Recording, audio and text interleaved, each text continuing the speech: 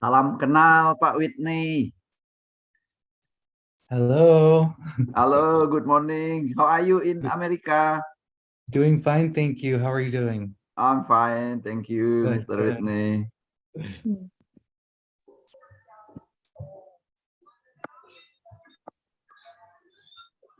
Ladies and gentlemen, the opening ceremony is going to start in 5 minutes.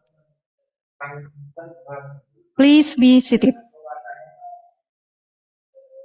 For those who are joining via Zoom, please open your camera and mute your microphone. Make sure you have a stable internet connection. Mohon perhatian, acara akan segera dimulai.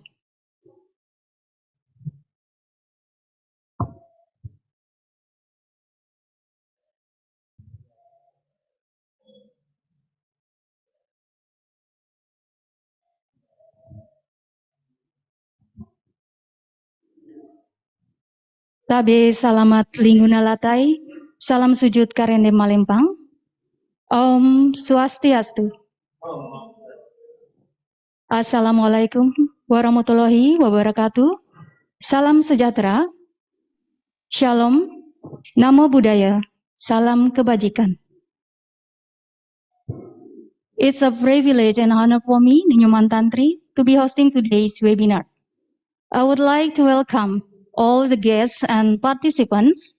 Welcome, Your Excellency, Rector of Institut Agama Hindu Negeri Kampung Penyang, Palangka Raya, Bapak Dr. Mujiono SAG MAG, the Honorable Vice Rector 1, Vice Rector 2, and Vice Rector 3 of Institut Agama Hindu Negeri Kampung Penyang, Palangka Raya, the Honorable Head of General Administration, Academic and Finance Bureau of Institut Agama Hindu Negeri Kampung Penyang, Palangka Raya, the Honorable Director of Postgraduate Program of Institut Agama Hindu Negeri Kampung Penyang, Palangka Raya, the distinguished speakers.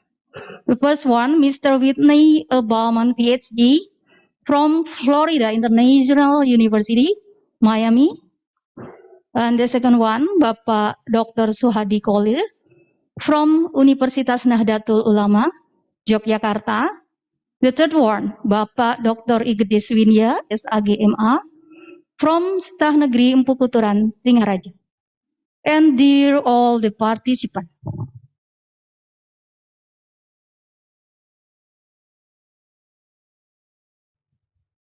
Well, good morning, ladies and gentlemen, and welcome to the International Webinar 2022, held by the Postgraduate Program of Institut Agama Hindu Negeri Kampung Penyang, Palangka Raya. This webinar raises the theme, Religious Studies in the Era of Society 5.0. The webinar brings together academia, researchers, and practitioners in religious studies. Well, now please allow me to read the outline of our agendas today. First, singing Indonesian national anthem, prayer recital, report from the chairperson of the committee, welcoming speech, keynote speech, presentation and discussion, and last closing. Ladies and gentlemen, let us now begin the webinar. Indonesian National Anthem, Indonesia Raya. To those who are in this room, please raise.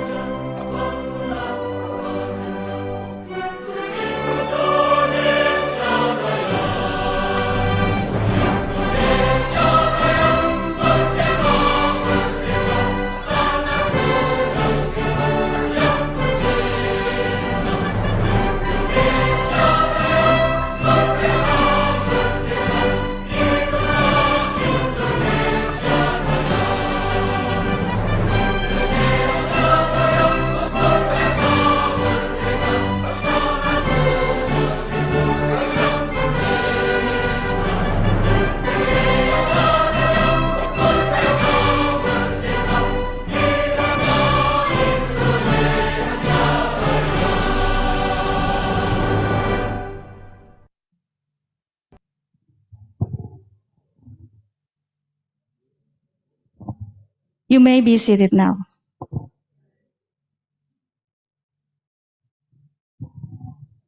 Distinguished guests, presenters, participants, ladies and gentlemen, we also would like to invite you to recite prayer together, wishing for the smoothness of our agendas. We invite Bapak Dr. Inyoman Sidi Astawa, SAG MA, to lead the prayer, please.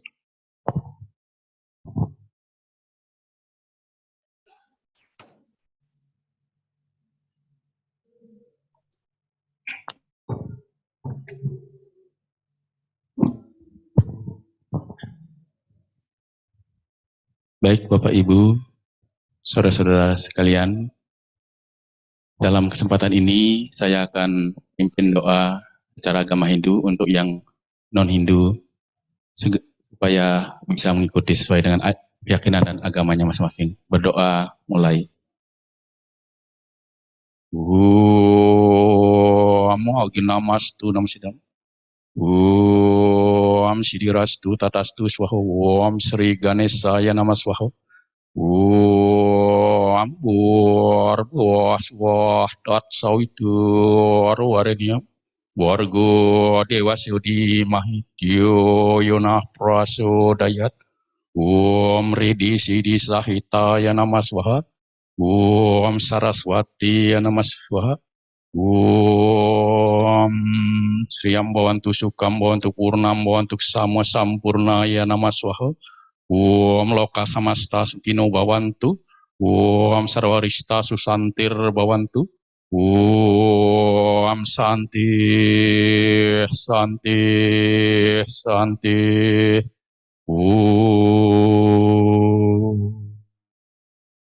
selesai.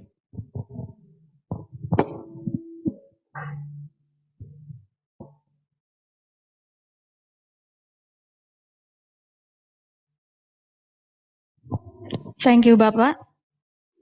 Ladies and gentlemen, next, let us hear the report from the chairperson of the committee to Bapak Dr. Derson SAG MSI. Time is yours.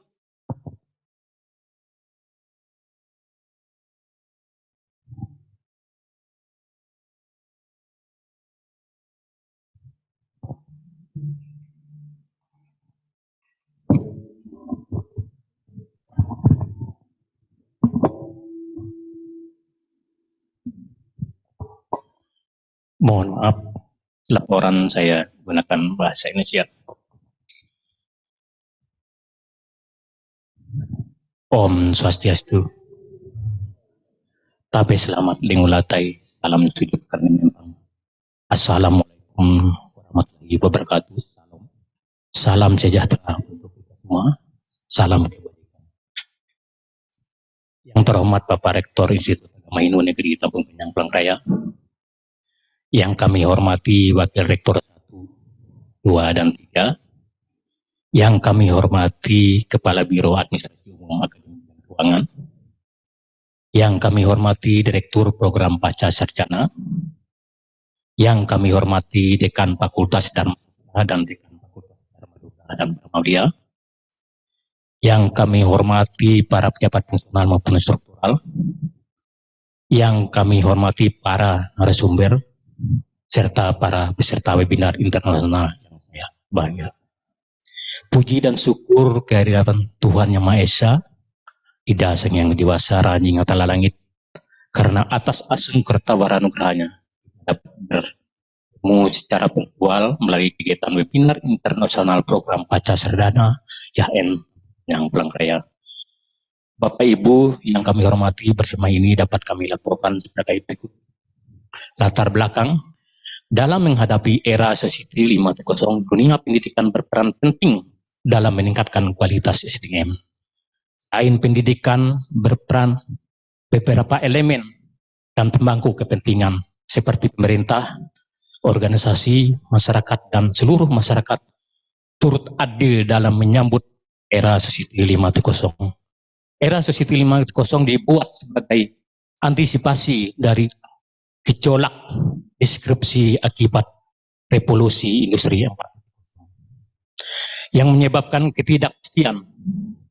Dikhawatirkan impenetrasi tersebut dapat menguras nilai-nilai karakter kemanusiaan yang dipertahankan selama ini.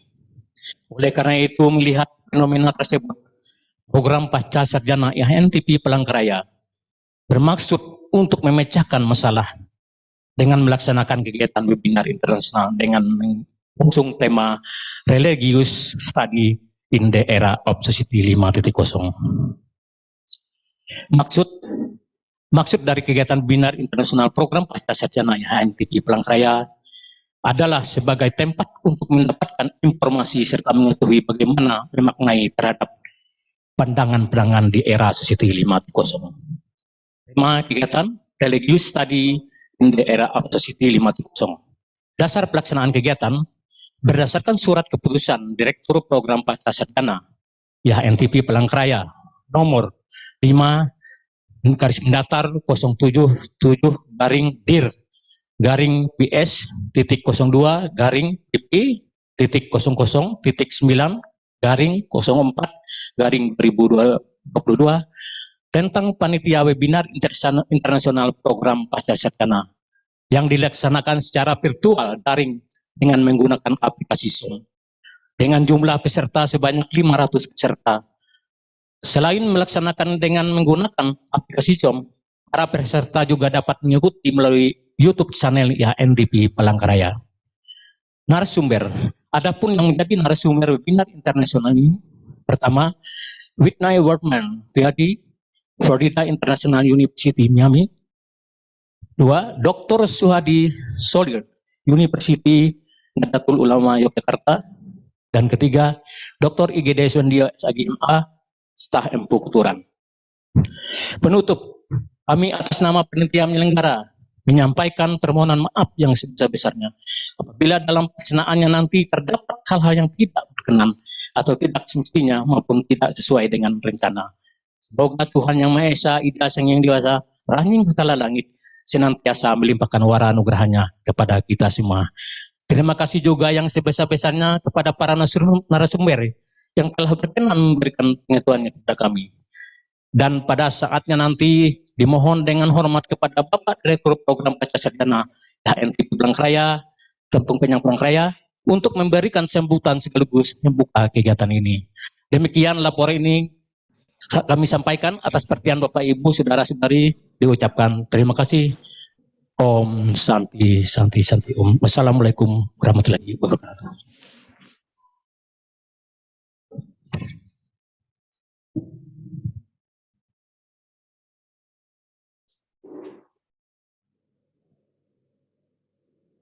Thank you, Bapak. All right. Now we are going to listen to welcoming speech delivered by the Director of Postgraduate Program of Institut Agama Hindu Negeri Kampung Penyang Palangka Raya, and officially open this international webinar. Ladies and gentlemen, please welcome Bapak Profesor Dr. Andes Iketut Subagyasta, MSI Dipil.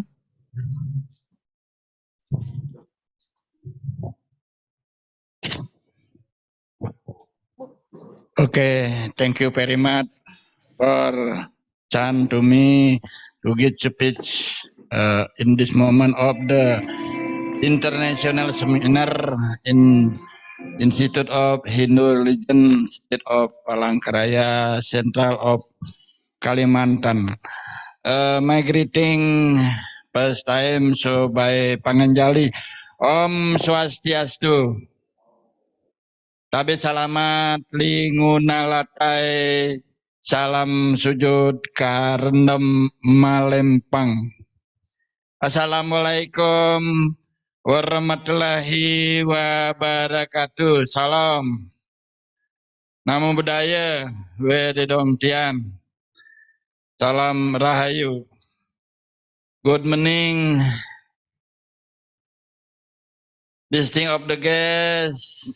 Ladies and gentlemen, so all of the attending today in this moment of the seminar international, arranged by graduates in State Palangka Raya, So first time I greeting to all of the speaker,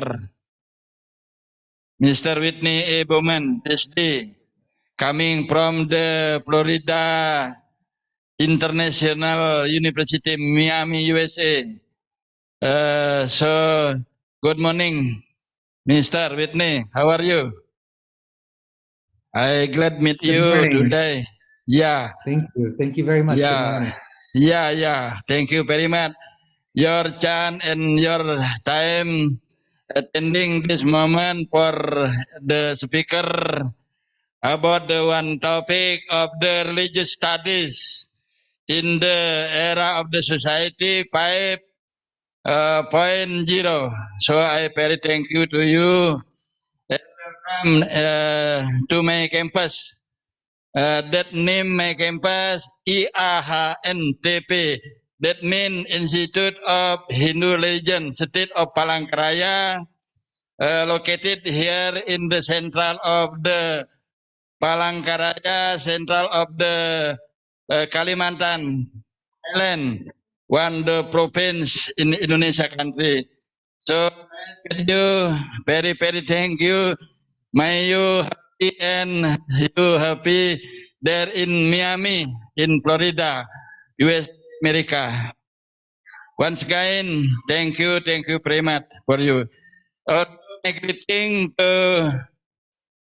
my brother coming from the Nadatul Ulama Yogyakarta in Jawa, Dr. Suhadi Khalil. Selamat pagi, good morning, my brother, Dr. Suhadi Khalil. How are you in Yogyakarta? May you happy and healthy always. And then me greeting you, very thank you because you have good chance for attending this one seminar by online, by daring. Ya, lagi terima kasih Bapak Dr. Suhardi Kolil. And then the third of the speaker, my brother, Dr. Igede Swindia Isage MA, the head of the Hindu College, State of the Singaraja, Bali. That means Ketua Tahun Empu Kuturan Singaraja Bali. Good morning, Mr. Gede. How are you? May you healthy and always be happy.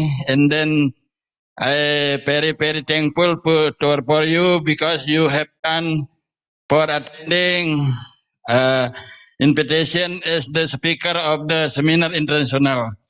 One again, very thank you and thankful for you.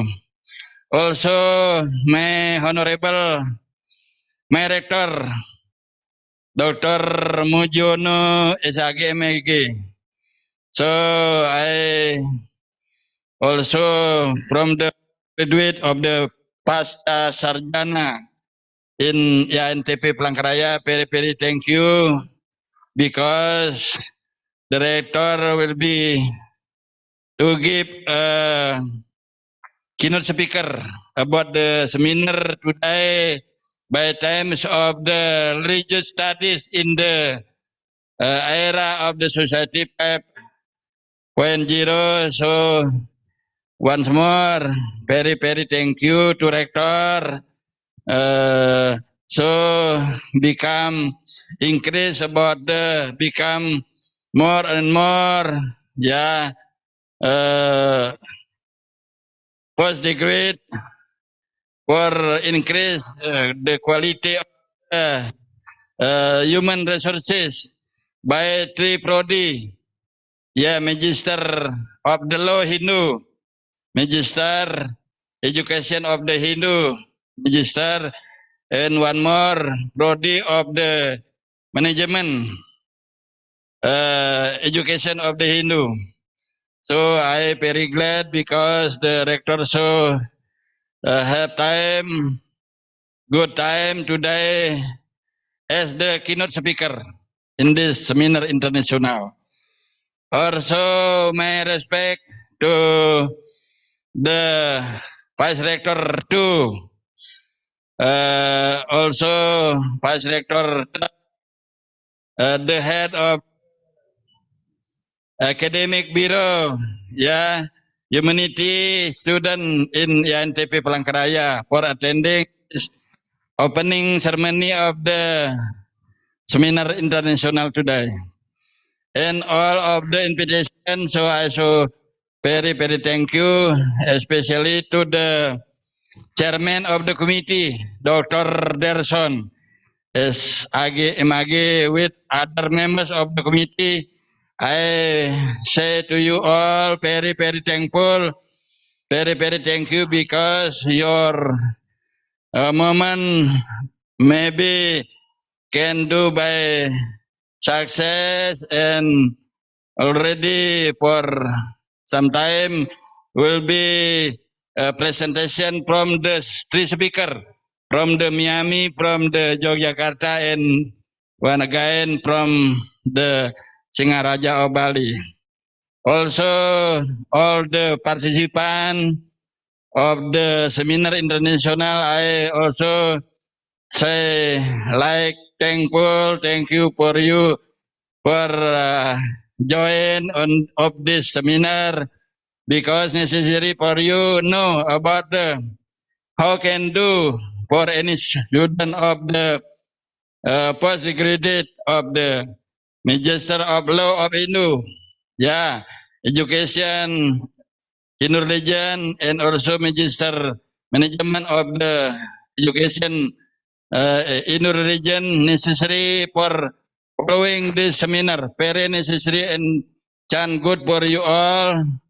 How can do become the human being, yeah, human resources as the student the best, become sometime increase, become the quality, the can competitive in the condition era of society, era 5.0, become you so of the human being as the student in this campus Institute Hindu Religion setiap Palangka Raya.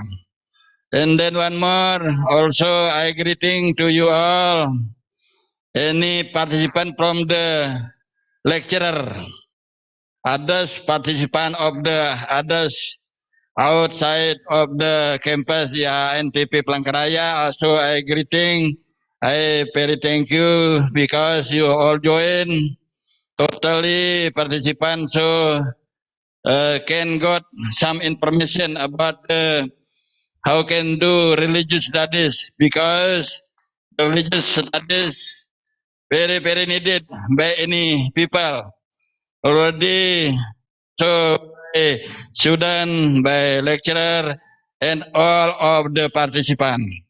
And then about this time, also I that appreciate to the committee, because one time very nice, very good. So presented already before I opening this one ceremony. So I give one speech, the brief of the speech, so can follow this one seminar by seriously. You can follow any presentation from the speaker, and then maybe you have time now, and then you have chance from morning until noon for discuss. You can answer, you can asking, and then you can to give some information, some suggestions important to all this moment of the Seminar International about the religious studies. We know the religious studies very necessary, can discuss, can talk, and then can sharing by all of the participants, because the religious studies like the religion of the Islam, religion of the Christianity, religion of the Catholic, religion of the Hindu, religion of the Buddha, Konghucu, and everything so necessary for sharing. Yeah, you can change any information from the speaker. So may you can become success, can also know, can also understanding about time, about religious studies. I think so. Like that, my brief speech today by pray to the God Ida Sang Yang Widiwasa, Ranying Atala Langit, Tuhan Yang Maha Esa. May grace to all of the speaker, all of the participants, all of the committee for become arrange hall for this seminar by clearly and successful. So I give one sign for opening of the seminar by Om Awi Genamastu Namasidam, Om Ano Badrah Kertawo Yanto Wiswata, Om Pratama Suda, Dwitya Suda, Tritya Suda, Caturta Suda, Pancama Suda, Suda Wariastu. I open the seminar. So by one pray may success. Om Tabe Salamat, Dingun Alate, Salam Sujud, karena Malempang. Open no. Okay. Thank you. And then I last finally, so I greeting by Prama Santi. Om Santi, Santi, Santi, Om Sahi. Wali topik walidaya. Wassalamualaikum warahmatullahi wabarakatuh. Salam. Wede dongtian. Demikian. Thank you. Good morning.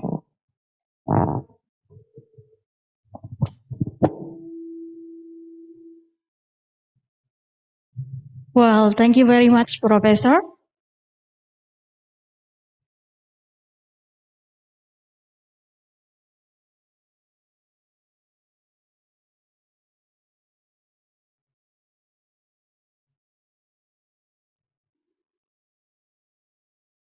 Ladies and gentlemen, let us proceed to the next agenda. We would like to invite the Rector of Institut Agama Hindu Negeri Tampung Penyang, Palangka Raya, Bapak Dr. Mujiono, SAG, MAG, to give the keynote speech. Ladies and gentlemen, please give a warm applause to Bapak Dr. Mujiono, SAG, MAG.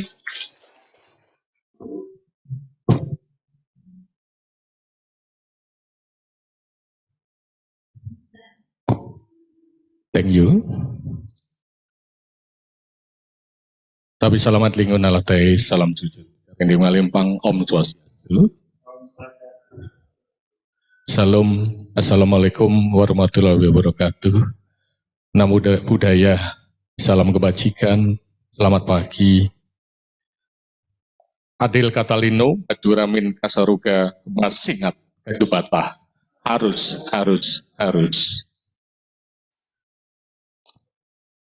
Terima kasih MC, terima kasih Pak Direktur, Pak Warek, 1, 3 dan 2 dan 3, Pak Karo, dan semua unsur pimpinan dalam menyelenggarakan seminar atau webinar internasional di program Pascasarjana. Dan terima kasih saya diberikan untuk keynote speaker dalam konteks webinar ini, tapi sebelumnya saya sampaikan thank you very much kepada Whitney Woman PhD dari Florida International University, Amerika Serikat. Thank you, Mr. Lalu terima kasih juga kepada Pak Juhadi Kolil dari UNU Yogyakarta, dan juga saudara saya, teman saya, Dr. Igede Swindye, SAG MAG, Ketua Stan Empu Kuturan di Singaraja.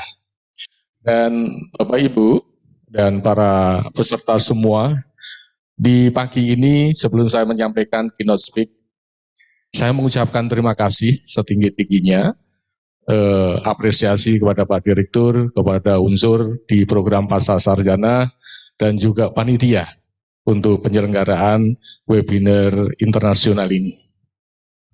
Yang kedua, juga saya ucapkan setinggi-tingginya semua unsur komponen di IAHN-TP Palangka Raya, bahwa di pagi hari ini saya mendapatkan 2 informasi yang luar biasa. Ini adalah ucapan terima kasih dan hadiah untuk kita semua, tapi bukan semata-mata hadiah. Bahwa Bapak Ibu, Pak Karo, Pak Direktur, dan semuanya aja, bahwa kita di perpustakaan kita akreditasinya B. Tinggal menunggu sertifikat. Jadi terima kasih kepada semua komponen perjuangan untuk akreditasi perpustakaan kita. Informasi yang kedua, saya terima bahwa program studi TI izin penyelenggaranya sudah keluar. Izin penyelenggaraan TI, program studi teknologi informasi sudah keluar. Tadi informasi tadi pagi saya terima, dan kita berbangga untuk membuka prodi yang baru, dan setelah ini mungkin akan berkembang prodi yang lain. Oleh karena itu saya mengucapkan selaku pimpinan IAHN-TP Palangka yang mengucapkan terima kasih semuanya dari unsur pimpinan dan dosen, penyelenggara ataupun tenaga administrasi bekerja keras untuk mewujudkan itu semua. Terima kasih. Dan tema hari ini di dalam webinar internasional itu bisa saya terjemahkan adalah kajian agama dalam era society 5.0. Perkembangan teknologi dalam berbagai aspek kehidupan manusia semakin pesat dan canggih di saat ini. Digitalisasi sampai artificial intelligence atau kecerdasan buatan telah menguasai hampir semua kehidupan manusia. Kita telah masuk ke dalam sebuah peradaban baru, yaitu berkonsepkan kemajuan intelektualitas yang disebut revolusi industri atau 4.0. Sebagai antisipasi gejolak disrupsi dampak revolusi industri 4.0, berpotensi mengecilkan peran manusia dan menggerus jati diri kemanusiaan kita. Muncul pula konsep smart society 5.0, era society 5.0, menempatkan manusia sebagai komponen utamanya. Ini sejalan dengan apa di zaman sekarang, bahwa manusia menjadi peran utama dan kembali kepada manusia dan alam, yaitu era postmodernisme. Menurut Raden Kusumawijaya, menyatakan bahwa era society 5.0 mempersyaratkan 3 kemampuan utama yang perlu dimiliki setiap individu, yaitu creativity, critical thinking, dan communication and collaboration. Berdasarkan konteks tersebut di atas, bagaimana peranan kajian atau ilmu agama menyikapi hal tersebut, atau studi agama berperan di dalam kehidupan sosial masyarakat. Manusia, khususnya SDM Indonesia, harus memiliki keterampilan dasar teknologi digital dan mindset atau pola pikir, karena prasyarat kompetensi di abad ke-21 berfokus pada kemampuan problem solving, kolaborasi, berpikir kritis, dan kemampuan kreativitas. Dalam ajaran agama Hindu, secara sederhana diajarkan konsep Trikaya Parisuddha, yakni kompetensi pikir, kompetensi bicara, dan kompetensi kerja atau bertindak. Manusia harus peningkatan daya pikir atau akal, peningkatan berbicara dalam mengatasi masalah, dan peningkatan keterampilan atau tindakan dalam kreativitas dalam kerja, termasuk keterampilan IT dan digitalisasi. Agama Hindu tidak menolak perkembangan teknologi informasi dan teknologi, era 4.0 dan era society 5.0, tetapi menerima dengan baik sesuai dengan ajaran sains dan teknologi di dalam Weda, baik secara teori dalam ajaran Sruti maupun seperti yang digambarkan dalam kisah Ramayana maupun Mahabharata. Bisa dicontohkan bahwa di dalam kisah Mahabharata, bagaimana Sri Krishna mempunyai sebuah senjata, pusaka, yang saat ini bisa digambarkan seperti apa yang kita punya, yaitu HP, digital, dan lain sebagainya, yaitu senjata yang berupa cermin wasiat. Bisa melihat dimanapun keberadaan kita dalam aktivitas di seluruh dunia. Sri Krishna ketika itu dengan gadgetnya, cermin, saktinya, beliau mampu melihat dimanapun berada. Seperti saat ini. Juga senjata cakranya yang bisa merubah dunia dari gelap ke terang, dari terang dan gelap.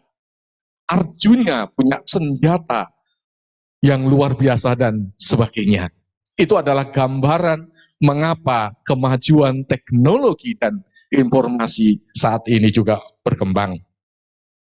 Pendidikan dan ajaran agama memegang peranan penting dalam menyongsong Smart Society 5.0.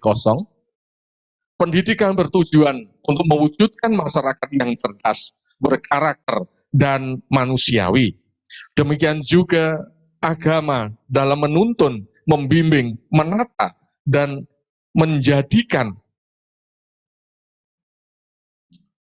pedoman dalam peningkatan kedewasaan diri, pemanusiaan manusia, dan mengajarkan manusia yang lebih manusiawi. Dalam konsep Hindu disebut proses manawa, madawa. Proses manusiawi menjadi manusia dewa yang memiliki sifat dan karakter Tuhan. Dalam Society 5.0 terdapat 4 kompetensi wajib dalam pembelajaran, yaitu knowledge, skill, attitude, value, dan itu semua ada di dalam diri kita yang harus kita kembangkan, harus kita tingkatkan. 4 kompetensi ini harus dikuasai oleh peserta didik, para mahasiswa, para sarjana, dan kita semua melalui interaksi yang didapatkan dalam kehidupannya, baik saat di sekolah, dengan guru, dosen, maupun di rumah dengan para orang tua, para rohaniawan dimanapun berada. Saat ini, generasi muda dan generasi tua telah sibuk dengan dunia sosmednya. Kita terjebak, kita semua aktif di dalam sosial media. Namun demikian, di dalam keaktifan kita di dalam dunia maya dalam genggaman kita, tetapi harus terkendali, tidak menjadi budak alat teknologi, tetapi manusia menggunakan dalam membantu dan meringankan pekerjaan manusia itu. Di era Society 5.0, peran guru dan dosen, pendeta rohaniawan, rekan sebaya, keluarga, lingkungan manusia, serta peran penting sebagai pembentuk karakter dan nilai-nilai yang harus kita miliki oleh manusia Indonesia. Generasi muda harus dalam tuntunan dan bimbingan orang tua dan yang lebih dewasa secara lahir dan batin. Demikian juga ajaran agama harus menjadi inspirasi kebenaran, kemanusiaan, perkembangan teknologi yang lebih ramah dan mulia. Selain berperan sebagai pendidik, guru juga harus mampu menjadi role model. Orang tua harus memberikan dukungan, penanaman karakter di rumah, rekan atau teman sebaya, sebagai komunikasi, berbagai cerita, informasi, dan gagasan. Dan masyarakat bertanggung jawab dalam menghadirkan lingkungan yang kondusif bagi anak-anak untuk tumbuh dan berkembang secara alamiah, yang terbingkai oleh nilai-nilai humanis dan masyarakat.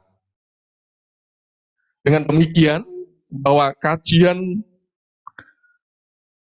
agama sangat mempunyai peranan yang sangat penting di dalam kemajuan zaman era society 5.0 agar tujuan hidup manusia, yakni dharma, arta, kama, dan moksa tercapai. Penemuan diri sejati kembali kepada Brahman. Studi agama di dalam era society 5.0 penekanannya adalah bahwa di dalam kemajuan dan perkembangan teknologi society 5.0 tidak bisa melepaskan dari ajaran agama sebagai pengendali, sebagai pembimbing menjadi lebih baik. Ilmu menjadi sebuah tindakan untuk memberikan kemudahan di dalam kehidupan ini, dan agama juga menjadi penuntun, pembimbing di dalam kehidupan ini, sehingga ilmu dan agama itu seimbang, berjalan bersama-sama untuk mencapai kehidupan yang sejahtera, bahagia, dan harmonis. Demikian keynote speaker yang bisa saya sampaikan, Bapak Ibu dan para peserta semua, untuk bisa dilaksanakan dan lebih mendalam tentang kajian ini, studi ini akan disampaikan oleh para pemateri. Terima kasih, bisa saya ucapkan, kurang dan lebihnya kesalahan kami mengucapkan mohon maaf setinggi-tingginya, dan terima kasih setinggi-tingginya juga. Om Awignamastu, Om Santi, Santi, Santi, Om Sahe, Sadu, Sadu, Sadu, Rahayu. Terima kasih, terima kasih, terima kasih. Rahayu.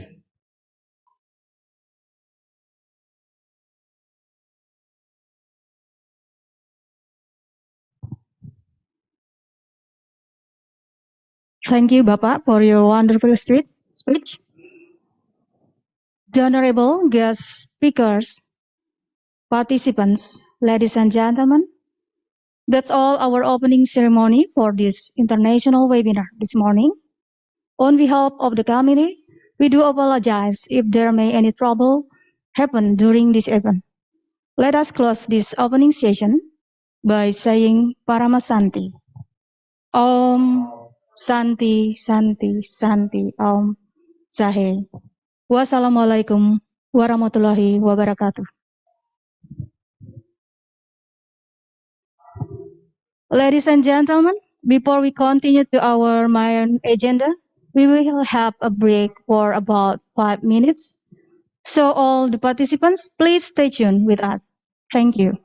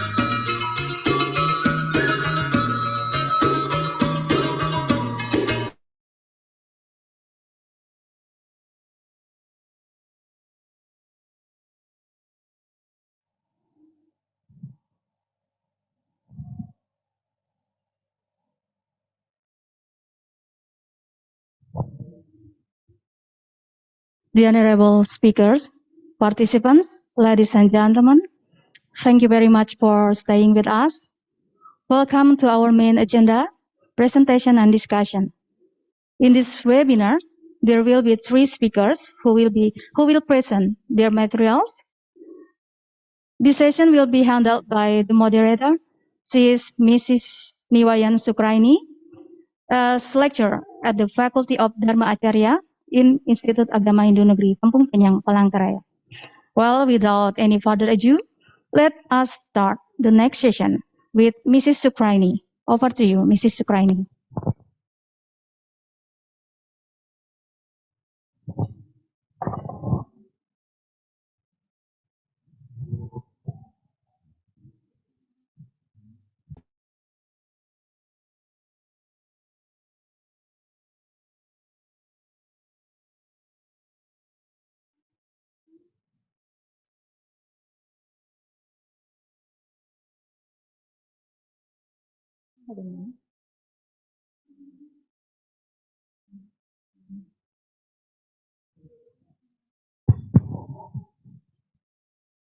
Thank you, MC. Tabe salamat, linguna latai, salam sahujud karende malempang, Om Swastiastu. Assalamualaikum warahmatullahi wabarakatuh. Salam sejahtera untuk kita semua. Salam kebajikan, namo buddhaya. Good morning. Hello, welcome to the International Webinar of Postgraduate Program of Institut Agama Hindu Negeri Kampung Penyang, Palangka Raya. My name is Niwayan Sukraini and I will be your moderator today. Ladies and gentlemen, the theme of our webinar today is the religious studies in the era of Society 5.0. Also called the Super Smart Society, Society 5.0 envision a sustainable, inclusive socio-economic system powered by digital technologies. And today we're going to gain new insights from the experts and to generate fruitful discussion on the connection of religions and modern society, globalization, technology, environment, and the related issues. I am very excited and I know you are too, but first let me explain the scheme of today's webinar. Ladies and gentlemen, joining this webinar are 3 distinguished speakers. The first one is Dr. Igede Suwindya SAG-MAG from Tahun Kuturan Singaraja. Hello, Dr. Igede Suwindya. Okay. And then the second speaker is Dr. Suhadi Khalil from Universitas Nahdlatul Ulama Yogyakarta. And the third speaker is Whitney Alboman, PhD, from Florida International University, Miami. Hello, good morning to Pak Suwindya and Pak Suhadi, and good evening to Pak Bowman, Mr. Bowman. Good morning. Good morning. Okay, terima kasih. Yeah, our apology to the changing of the scheme for today's the order of the speakers because there are some obstacles.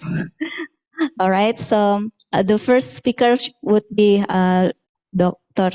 Igede Suwindya, the second is Suhadi Khalil, and the third is Whitney Alboman. Okay, and we are very grateful to have all of you here, and thank you very much for accepting our invite to speak at this webinar.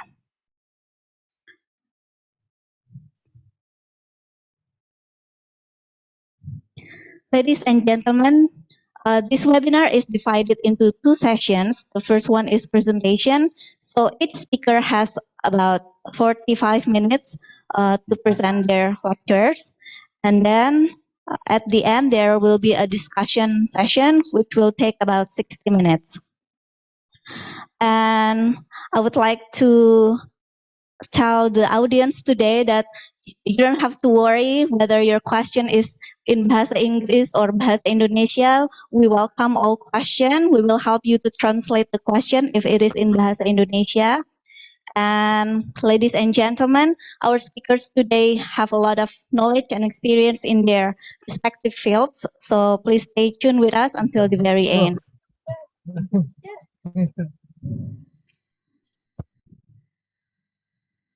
Okay.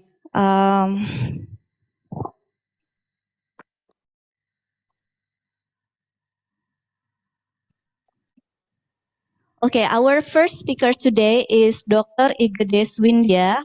He is the chairperson of Staf untuk Tuturan Singaraja.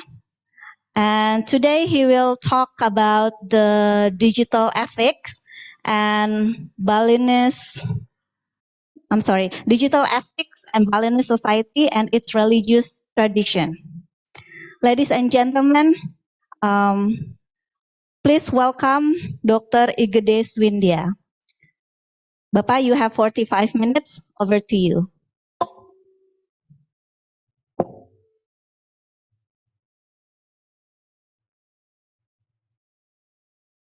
Okay, thank you very much, Wayan, as the moderator. Thank you very much. Also, I would like to say to Mr. Whitney and my brother, Mr. Suhadi, thank you very much. Both of the speaker, I'm so sorry because I'm speak before all of you.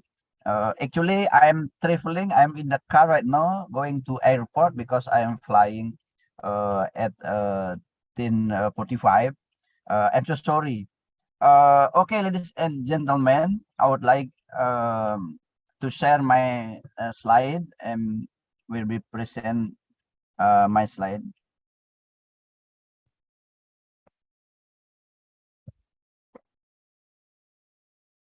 Oke, bisa terlihat Wayan ya, bisa muncul ya. Mana ini? Sudah. My slide can open. Ya, sudah terlihat. Okay, thank you very much.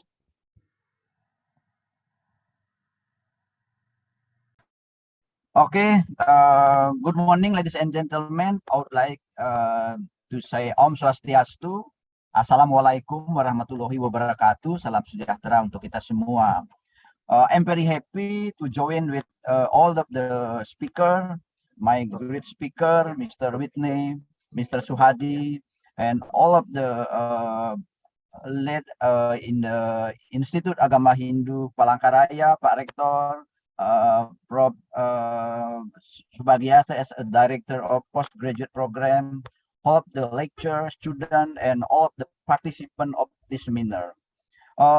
At this time, I would like to share a little bit my knowledge, my research. It's about digital ethics, Balinese society, and its religious tradition.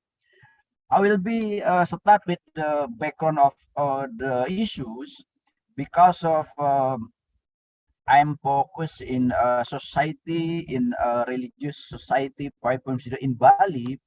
I would like to tell of you, all of us, it's about the agriculture as a backbone of the community in Bali. As we know, Balinese people until now, even the tourism as the main activity, main job in Bali, but agriculture is going around and survive until now. That cause in this time, I would like to say the agriculture community as the backbone of Balinese culture. And then I would like also to say the second thing, globalization can try to what we call make a new paradigm of the community. Globalization paradigm of community changing. I would like to say Balinese people right now, they have a new what we call paradigma baru dalam konteks globalisasi.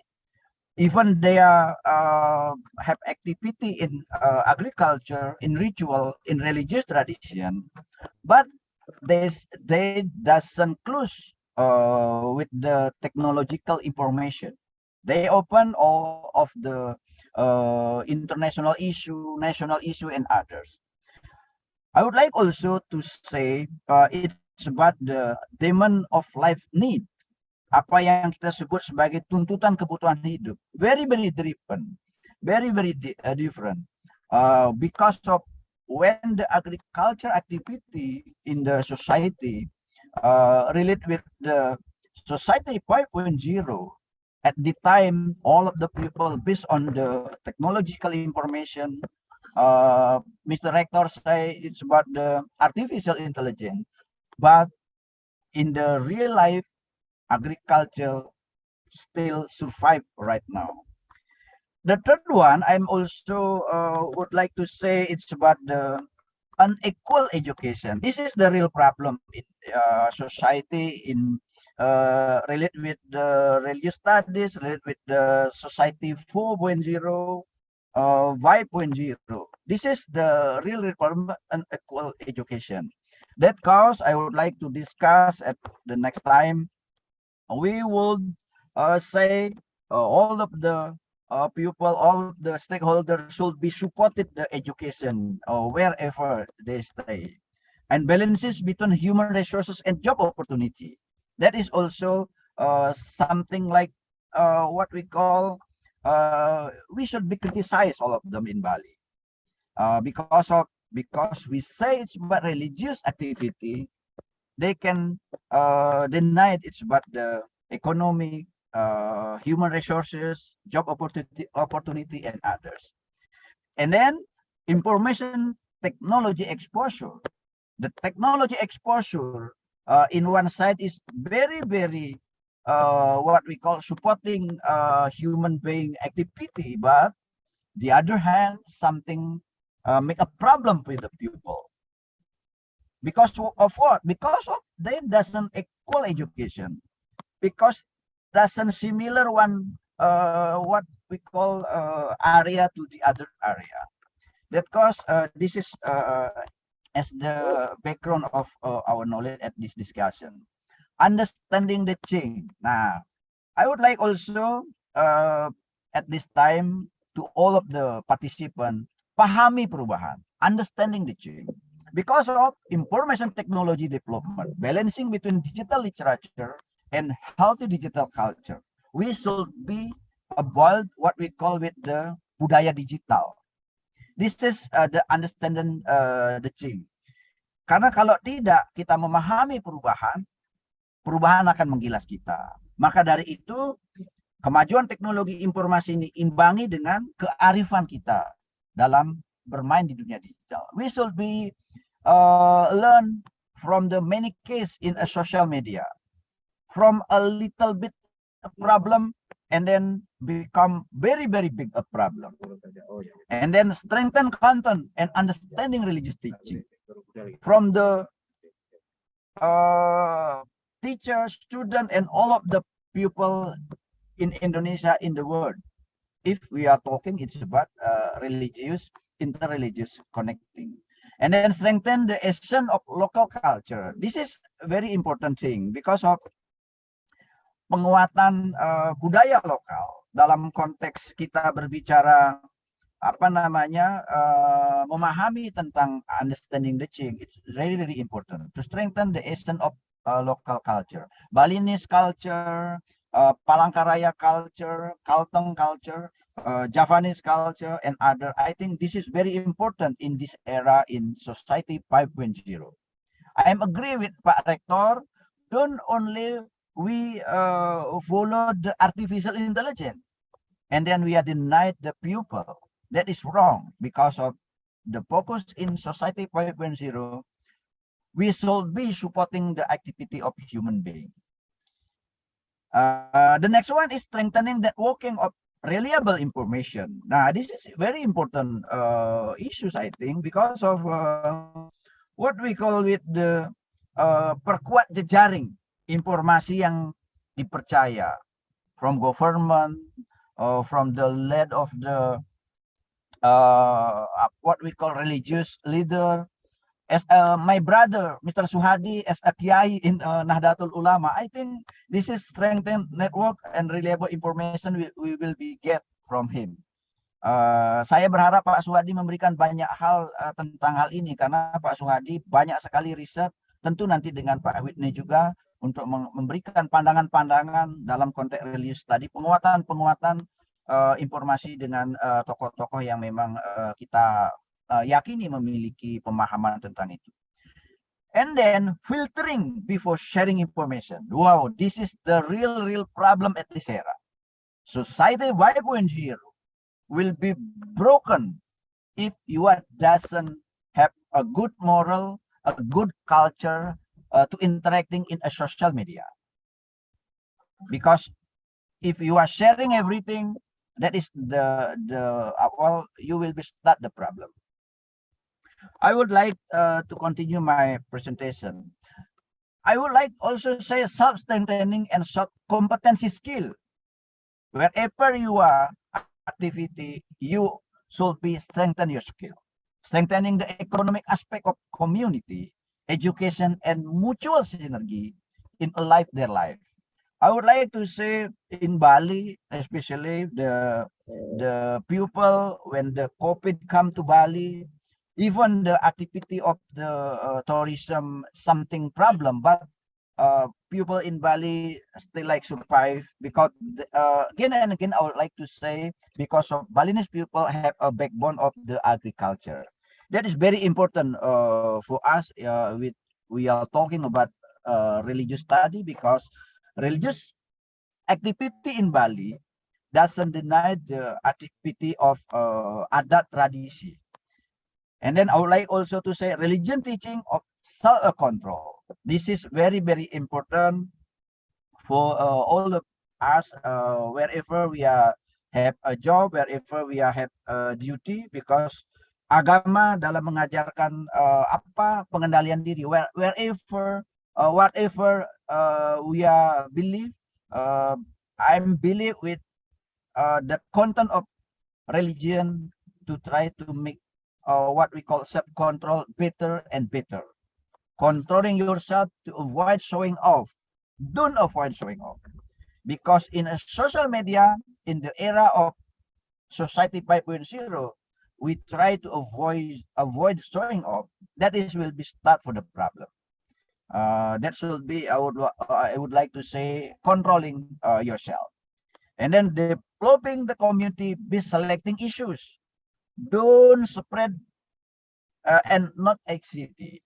I would like to say if we are doesn't stop sharing that issues that not important, that will be make a problem in society. In the religious issue, that is very what we call dangerous for our society in Indonesia. The next slide, I would like to say keep protecting the essence. What it does mean? I would like to say the essence of the what we call religious is the self-controlling. We have a very important thing to control ourselves in the era of the technological information at this era. And then physical appearance is important. However, being wise is more important. Casing is very important, but content, again and again, content. I would like refers to the issues this international seminar. It's about religious studies. Even though all the people live in the technological information era, but if doesn't very important to share in social media, my suggestion, don't share it because of it's something might be trigger to make a problem. I think we should be consumption alone. Don't publish and don't share to one to each other. That is will be start the problem. The importance of emotional quotient. Nah, this is very important thing. The emotion quotient, perlunya kecerdasan emosional ini menjadi penting sebagai bagian dari aktualisasi dari masyarakat society 5.0. Sebagaimana Pak Rektor katakan, bahwa sekarang agentnya adalah human being, jangan lagi artificial intelligence, walaupun teknologi akan mempermudah hidup manusia, tapi jangan teknologi memperbudak hidup manusia. The next slide, I would like to say social religious of Balinese community. Balinese wisdom resists in all situations.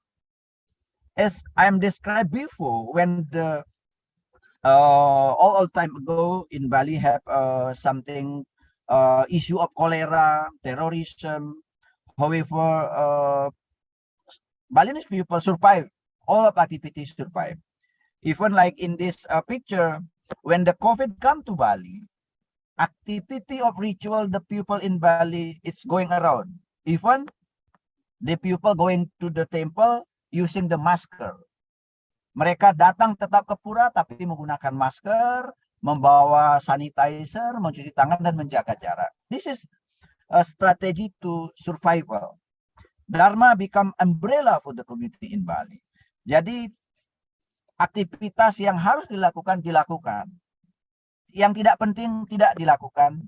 Yang tidak perlu di-share ke media sosial tidak usah di-share. Karena itulah yang akan menjadi sumber masalah. And then we believe with the dynamic tradition in Bali. Balinese people, even though they are what we call active in a tradition of religious activity, but they are dynamic to the adaptive with the new culture, new era, and others. That cause social religious of Balinese community survive right now. Religion, culture, and relationship. I would like to say religion and Balinese culture integrated through activity. I would like to say in Bali, men and women in Bali, they are independent, they are survive in every situation. I would like to say in a COVID situation, many tourism problem in hotel, in restaurant, in transportation, many people out of job, but they try to back the activity to agriculture, and they try to restore their idea, and also they try to make the other activity to what we call survive their life. Community as a strong social capital. This is important thing also for what we call religion and culture relationship in Bali. The next slide, I would like to say holy places temple as space for socializing the ethic, moral, and behavior. As you look in the picture, I would like to say Wantilan. Usually, as a Balinese people, make activity dialogue. Dialogue is about ritual, relate with the issue of the religious studies. Of course, the people need to sharing, to discuss but the content of their understanding. It's about religious activity. And then Balinese people always being adaptive.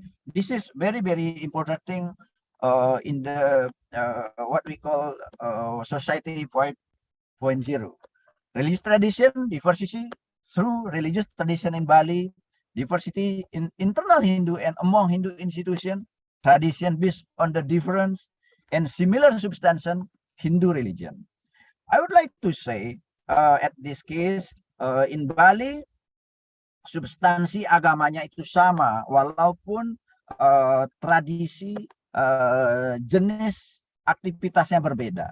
I would like to say in Kaharingan tradition, in Bali tradition, in Javanese tradition, even different casing, but the substancy of the Hindu religion, Hindu believer is the same.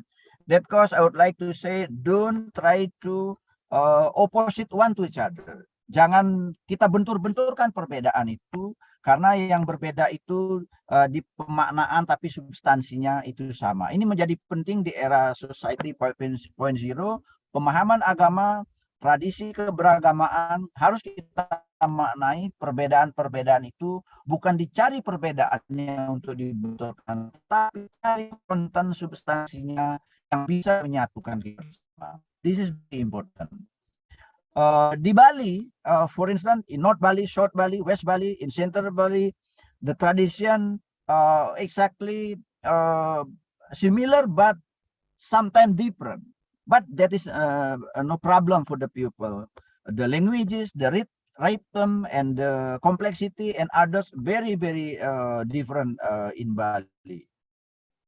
The next slide, independent and adaptive Balinese human, eternal essence of religion and culture, the changing of the physical appearance, undisturbed development, changing is part of their life. Now, I would like to say it's about tourists and its impact, and also development of the regulation, supporting one to each other in Bali.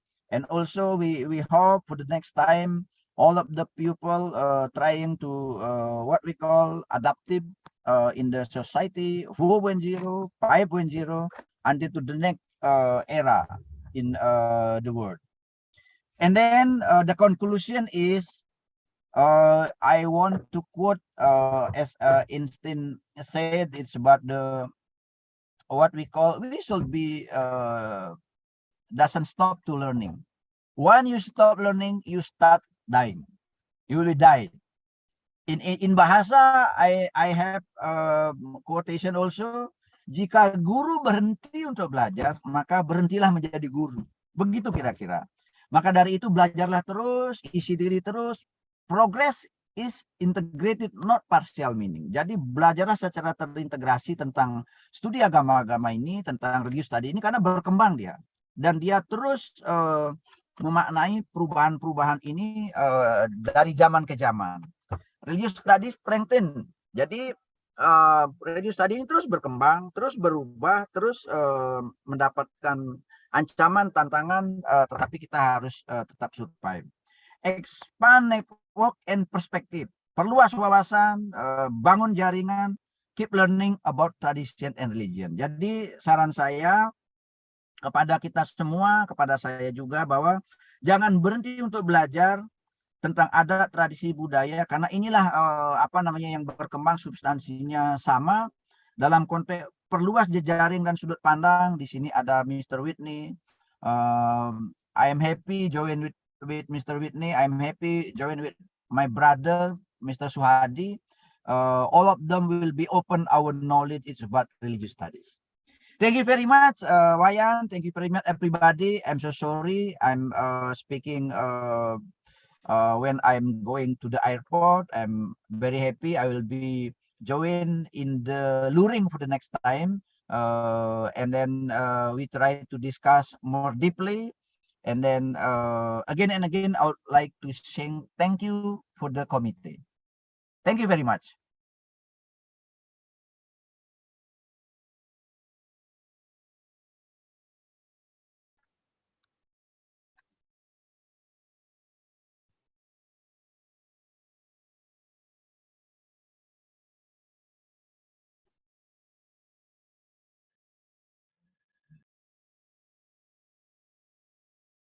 Hello, thank you very much, Dr. Swindia. But before we let you go, there are a few questions in the chat box. Is that okay for you to answer those?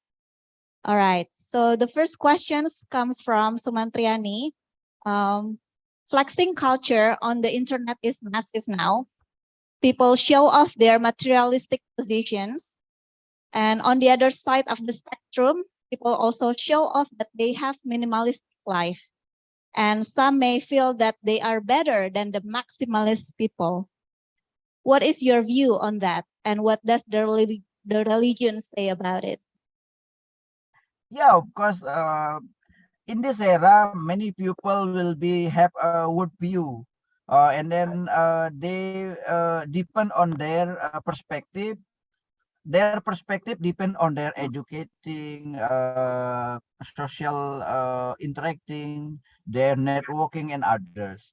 That cause we as educative people should be what we call open our mind, and then open our worldview to looking forward to try look with the what we call in the culture of digitalization, try to looking with the wise what we call interaction in digital and social media. I think we have what more and more responsibility for the situation at this era, not only from of the government, not only from the leader of the religious leader, but all of us should be supporting one to each other to make understanding of the people. Thank you. Thank you. And the second question comes from Dika Wiratama. In this globalized world, people are getting more and more individualized. And how can we maintain communality as a strong social capital? Yeah, individualization relate with the what we call, if you're talking about social media right now, because we have social media, we can directly from my room, from my office, and sometimes we forget we should be interacting in dunia nyata. That's mean. We should be also make activity, something like a meeting in the not daring but luring. And then the important thing is we should be have what we call supporting our idea, supporting our understanding to make the pupil learn again and learn again, supporting their knowledge, their perspective, their worldview. I believe if the pupil have enough understanding and enough knowledge, they will be have a comprehensive idea, not individual idea. Thank you very much. Okay, thank you very much for your response. And from your presentation, I am fascinated that you mentioned that we as Hindu people in Indonesia, we are similar but different. In Institut Agama Hindu Negeri Kampung Penyang Palangka Raya, we can confirm that because like 75% of our students here comes from Kaharingan Hinduism. Yeah, And teachers as well from Balinese Hinduism and Javanese Hinduism. So yeah, I'm very happy that you mentioned that. And I also would like to thank you for your presentation on behalf of our institution. We would like to express our gratitude for your time and for your insightful presentation. Okay, thank you. Rian. And then we hope for the next time we are joined in the luring with Pak Whitney, with Pak Suhadi, and then see you for all, Pak Rektor, Pak Direktur Postgraduate Program. Thank you very much for all of you. Thank you very much. Thank you. Thank you. Okay. Now, ladies and gentlemen, moving on to the second speaker. His home-based institution is the Graduate School Universitas Islam Negeri UIN Sunan Kalijaga, Yogyakarta. And he is a visiting researcher at Research Center for Area Studies and then National Body of Research Agency. He is also a visiting lecturer at Center for Religious and Cross-Cultural Studies, Graduate School, Gajah Mada University. He earned his PhD in Religious Studies from Radboud University, Nijmegen, the Netherlands. And he has produced a lot of publications, and some are about multiculturalism and religious pluralism. He has been involved in numerous international collaborations, and the most recent one is as Associate Researcher, Department of Political and Social Change, Australia National University, 2020 and 2022. Ladies and gentlemen, please welcome Dr. Suhadi Khalil. Today, he will share with us his exciting research on environmental education and eco-theology, insights from Franciscan schools in Indonesia. And ladies and gentlemen, let me remind you, if you have any questions during his presentation, please type it in the chat box. Pak Suhadi, you have about 45 minutes. Over to you.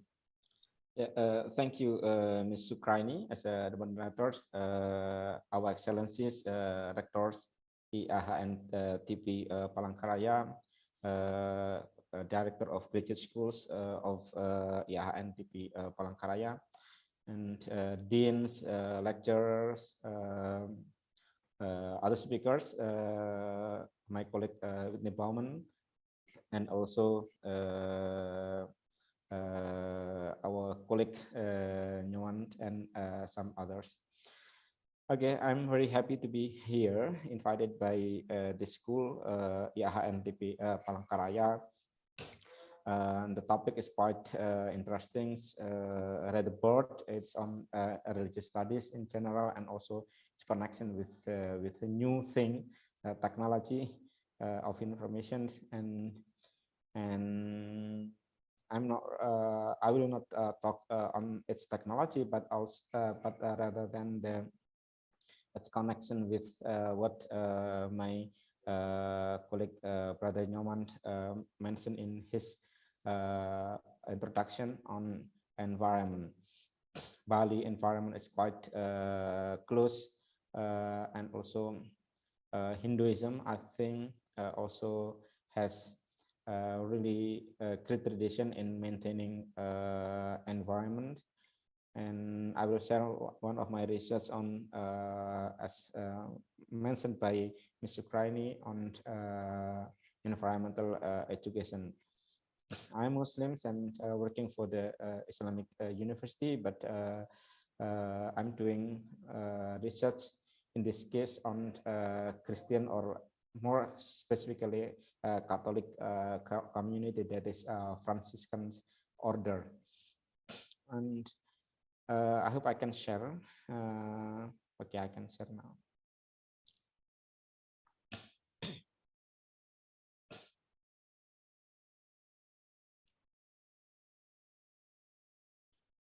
Yeah, my presentation is on from ecology to green practice environmental education in Franciscan schools in Indonesia.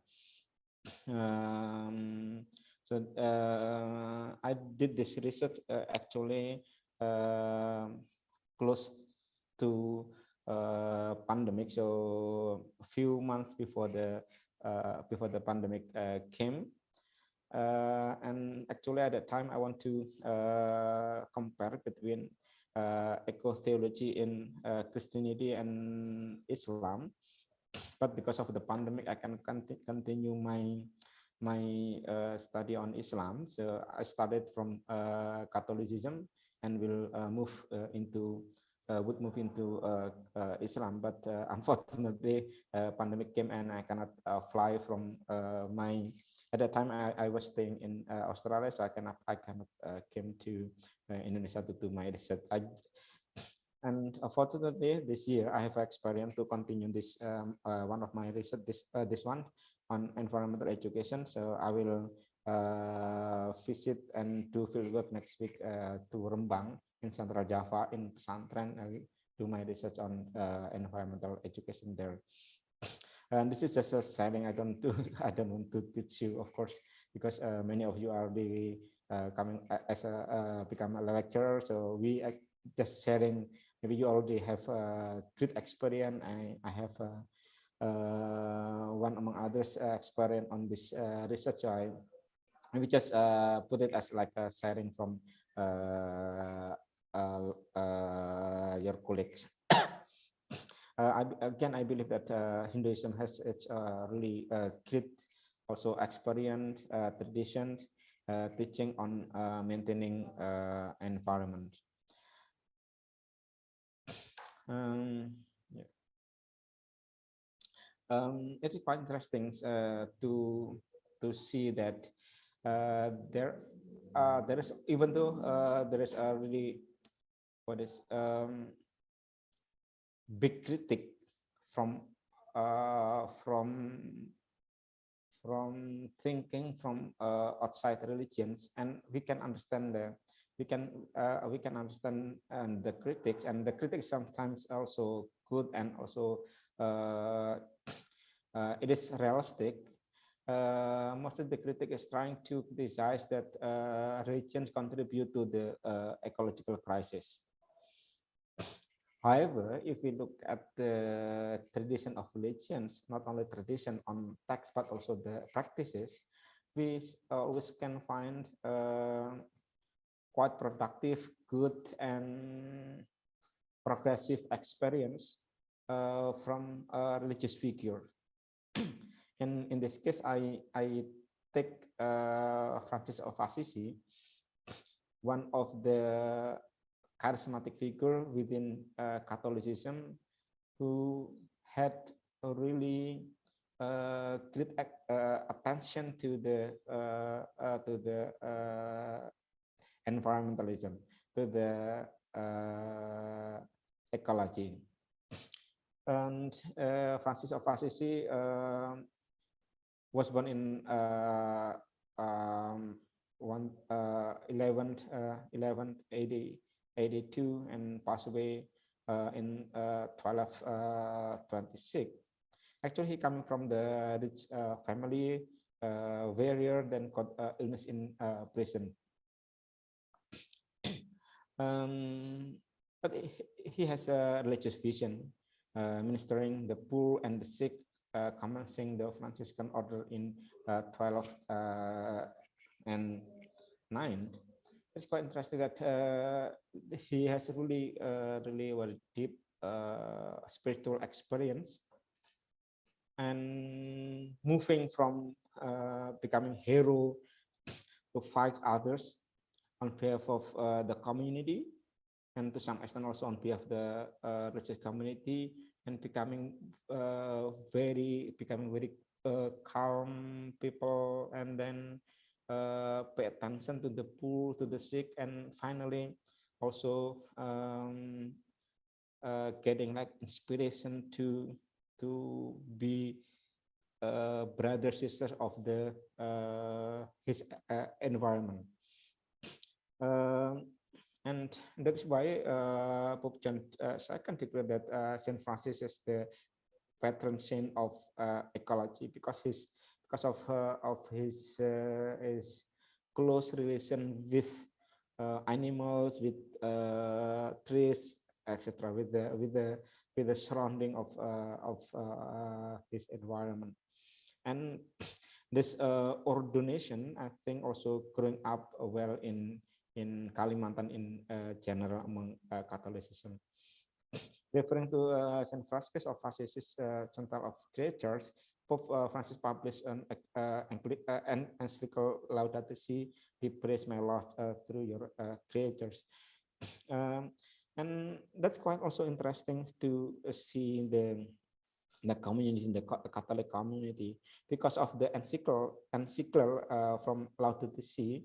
Then now in every church, as far as I know in Indonesia, they have like commission or a section on environment, not only inspiring the ritual, but also the practice. And if we observe many churches, Catholic churches now like organize, for instance, bank sampah or waste bank in their churches. The philosophy of integration and culture as basis of ecology. So this figure, Francis Assisi, people then formulate the philosophy or ecology on integration of creatures. The idea of integration creatures now becoming quite lively. Of course, not only in Catholicism, but the Catholicism contribute really great in terms of building like the theology of environment from this concept of integration of creature.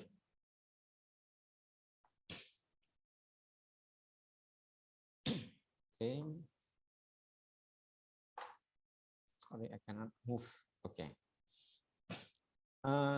What is the idea of Francis I see in this philosophy? And it is quite interesting to see the Cloutier's explanation on the Laudato Si. The assumption is that everything is connected to everything else. And environmental destruction influences many others unexpected change. I think this kind of philosophy is also lively in Balinese Hindu, or in Bali in general. The idea of Trihita Karana, for instance, it's quite popular in the society, and the connection between one and others in this planet. Everything is connected to everything else. If the environmental crisis is a spiritual crisis, this is the second ideas from Laudato Si. So it's not about the lack of science and technology, but rather the reason of our mind and our heart. I will continue directly maybe to this. To the third one, technology solutions aren't enough. We need new and different lifestyle. So the problem is not on technology. That's not about money. That's not about material. We know with the growing of knowledge and technology, we know everything actually. But the problems of environmental crisis coming from our heart, from our deep understanding, and from our lifestyle. So that is why we need to love the earth as a sister, or as we do our own homes. So the crisis coming from our deep understanding and heart. So even though there's a technology to reduce this one and that one, but still that's not enough. And that is why the contribution of religion, the contribution of spirituality, because we deal with understanding how do we understanding, or how do we look at this planet, look at our environment, our surrounding, other people, human and non-human. That's coming from understanding, and religion actually give like a great base how to deal with that. And studying this community, I really understand that ideology, religion, spiritual is still important, because it can contribute if we do understand correctly or progressively the what we understand about the nature, for instance.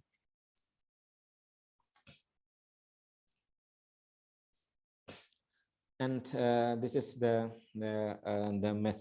methodology that I use in my research. Maybe I don't want to explain. It is on to Franciscan schools, and I interview some quite extensive religious figures, religious leaders, and making FGD, etc., to create research on these issues.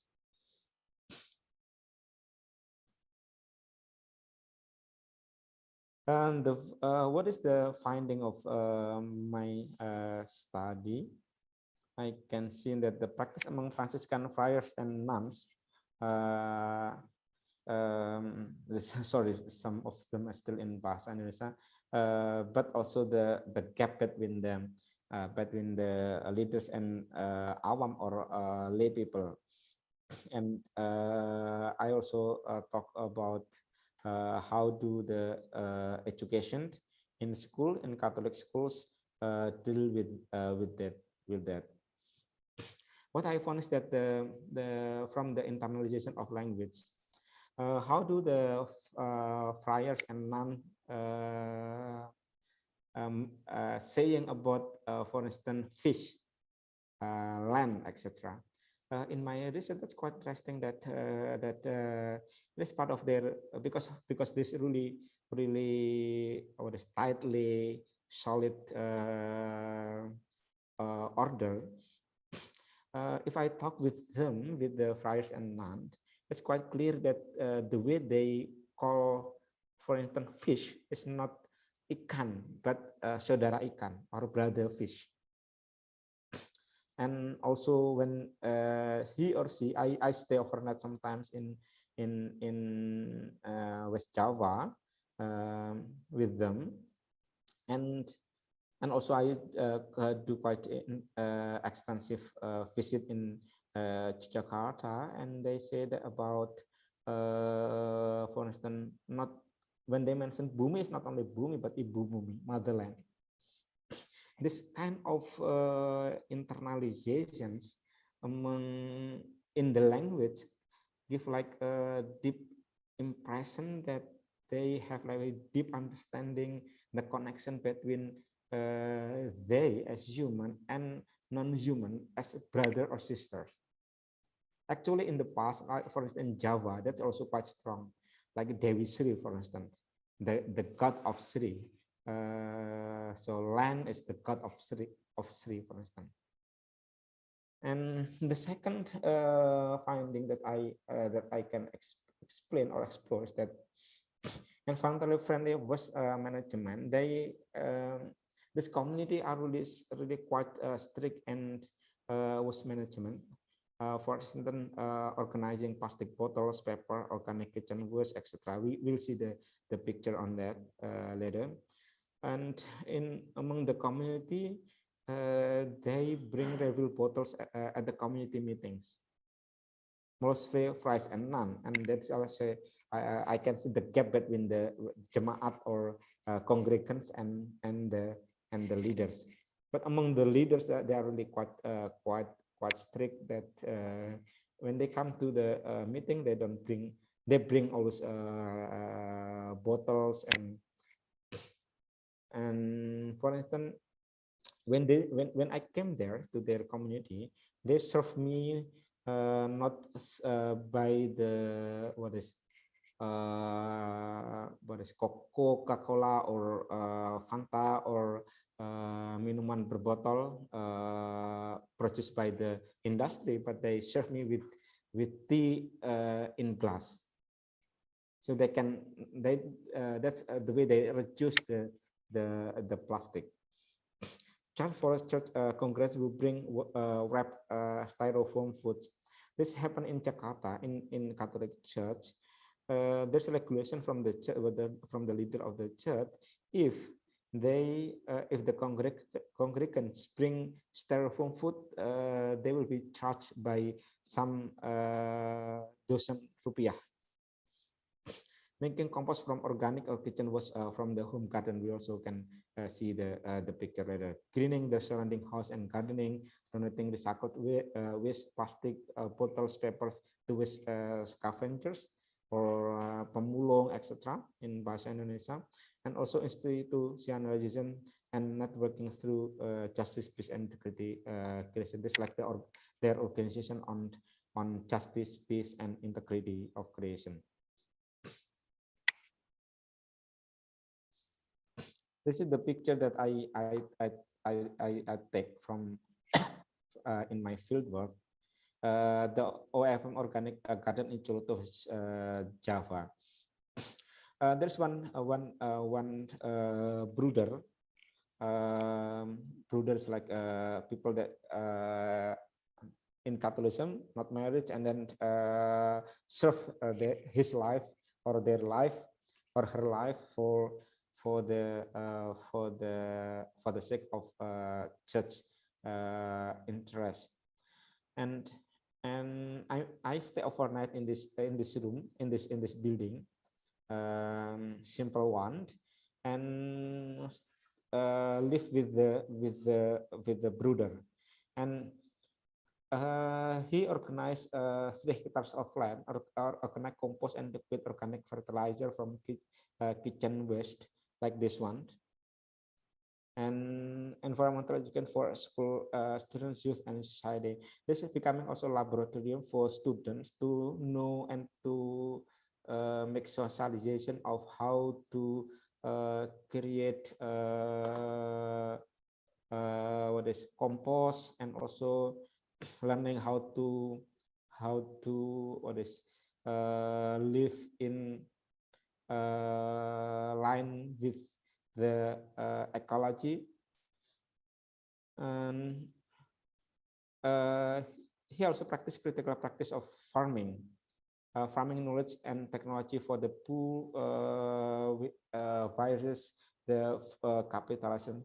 He's really leftist in this this kind of ideology, criticize quite strong the industry, capitalism, and yeah, it is quite interesting to see the people, this person, and then talk with him and the community, and involved in the farming every day there. He also wrote a book on menanam makanannya sendiri. It's like what is farming our own food. So there's like manual how to for us who live in the urban society, for instance, how to create like our own food, at least partly from our garden, our small land, our small garden, etc. And this is the school that I already mentioned in the methodology of my research. I compare senior high school Francis II and senior high school Marsudirini in Bekasi. This is in Jakarta, mostly for the low economic income family background, and this is big school for middle class family. Both of them coming from Franciscan order, and I compare the what is the from the social class also, how do they organize the environmental education.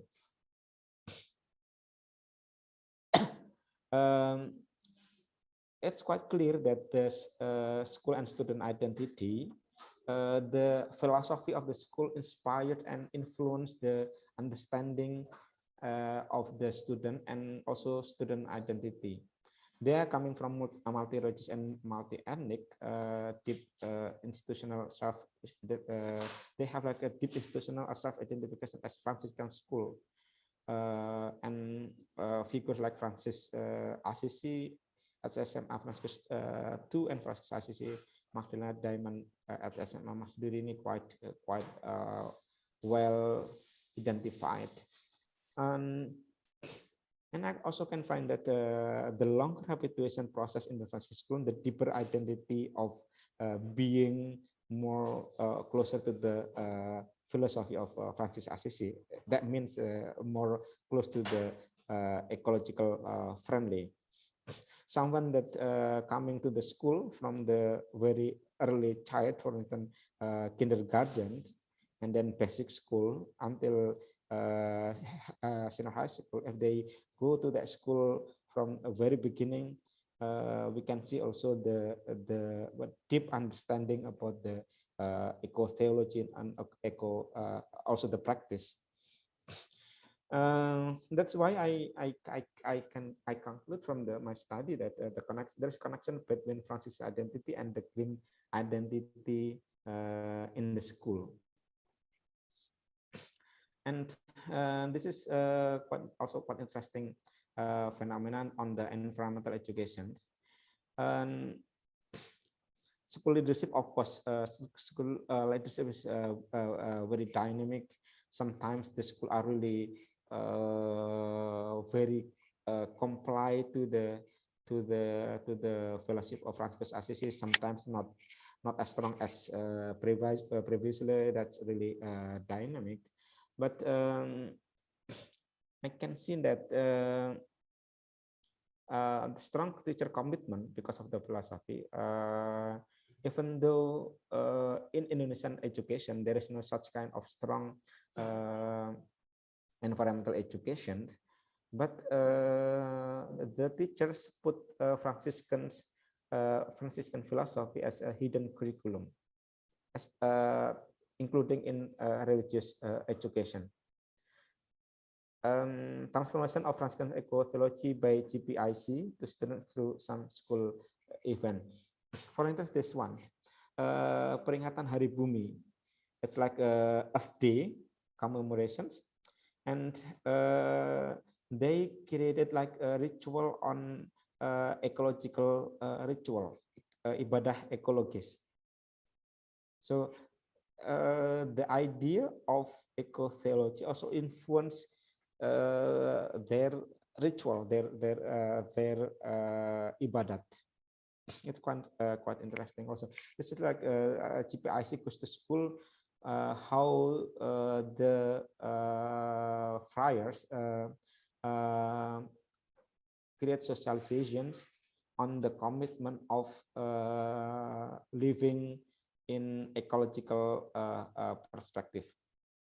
And also in post school, I can see that the school are really green in terms of environmental, in terms of its landscape. This one is in, maybe that's quite common in Kalimantan, for instance, or in some part of Bali, but this is in Jakarta. We can see that this is the kampung is really green because of the existence of the Catholic school surrounding, and also the house of the nuns. Extra, we know that this is really green school, in not always in very in order, rapi, mewah. That's not that one, but it's really green. And also we can see the logo, the symbols, the writing there, sekolahku hijau, sekolahku bersih, my school green, my school is clean. Also in Marsubirini, in Bekasi, I can see that there's a course of Kemarsubirinian, and also which to some extent I can see also in the curriculum how the curriculum pay attention to the environmental education, and also the reflection from the student. I put the reflection of the student, and they really understand well what is teach in the book, and also taught by book, and also by the teacher. It's like the process of internalization among student. Institutionalization of ideas of solidarity for the poor, ecology, and spirituality through series of student annual activities. There's an annual activism student, for instance. The second year, on the 11th year 11, they have like a social service. Usually they're coming from the middle class and upper class society, and they going to the village in Central Java, and they also went to the farming area, etc. And that's a really good experience for the student like them. And they also greenhouse laboratory, and also practice paperless. I check in their their archives, and I can see this really common in maybe in my colleague university Whitney Bowman's in the US, and also in school theirs, to print double side. But in Indonesia, that's really special to print double side. People here mostly we don't care about double or not double side in printing papers. And in the school, because of the vision of eco-friendly, they always print like this is the exams papers, and I can see that they are double print. Both sides. This one also always double side. This is their gardens in school, like laboratory, greenhouse, and also tables of the schedule of student taking care of the garden, also the recycled handicraft. School contribution and family situation.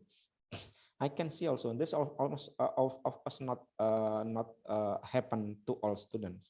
Maybe the student having this kind of thing is still minority. Maybe not minority, but at least not all. And I went to the house of one of them, and he said that we are not a family that is very concerned about the environment. We are one of the family. No, we are one of the family that is very concerned about the environment. So, for example, I go to school by bicycle. Even though he is coming from the middle class society, but going to the school some kilometers by bicycle. I've never used straw nor plastic bag again. The plastic bags at my home and the remnants of shopping in the past that now we recycle for garbage liners. On Xtv, for instance, after finish watching TV, if I don't turn off it, then I'm rebuked by my parents. So it must be turned off. The lamp after learning must be turned off. The fan, which is not used, must be turned off. At night, my home is not really light. The room that seem bright are only those used. For instance, my room when used. When the common room is not used, whereas my parents are in their bedroom and I'm in my bedroom, then it is turned off. And this is actually technologically very simple one, where I can see. Okay. Oh, it's on the lamp here. The lamp is that's really there are many, and there are not many in Indonesia. The technology is quite cheap actually. It's turned off directly if there is no people there. After some minutes, the house also using like the house of the student also using the lighting from the sun at the noon. And also this is the plastic that the family compiles becoming used as the garbage liners, and yeah, etc. Maybe almost finished. The plastic bag that were there's another student that I interviewed. The plastic bag that were bought from the Matahari Mall or from others, they were stored by my mom. Later they would be used for the shopping and at the traditional market. If it has been damaged or perforated, then disposed. My sister does not like to consume plastic. She refused to use plastic. So when she ordered food and milk tea, for instance, she asked the servers not to give her a plastic spoon because she brings her own reused stainless steel spoons. This I interview with her, and a person like her are quite common in the schools. The Franciscan second school that's coming from the low level of the economic of their parents, and she mentioned that she always bring the bottles and also the box to take their food to the school. But sometimes I still also can see the bottle plastic in among students. Many of them using recycled one, but some of them also still using not recycled bottles. So we can see also the gap, not always in order like the philosophy. There's like the gap between theory and practice for at least for some students. That's also the gap between again theory and practice, ideas and practice. The school, the Masdurini in Bekasi, that is the middle class schools. That's not really not in order. School provide garbage from some organic, sampah residu, sampah non-organic. But if I see the what is inside, that's not really in line with the usage. Also in the SMA Franciscan Pascas too.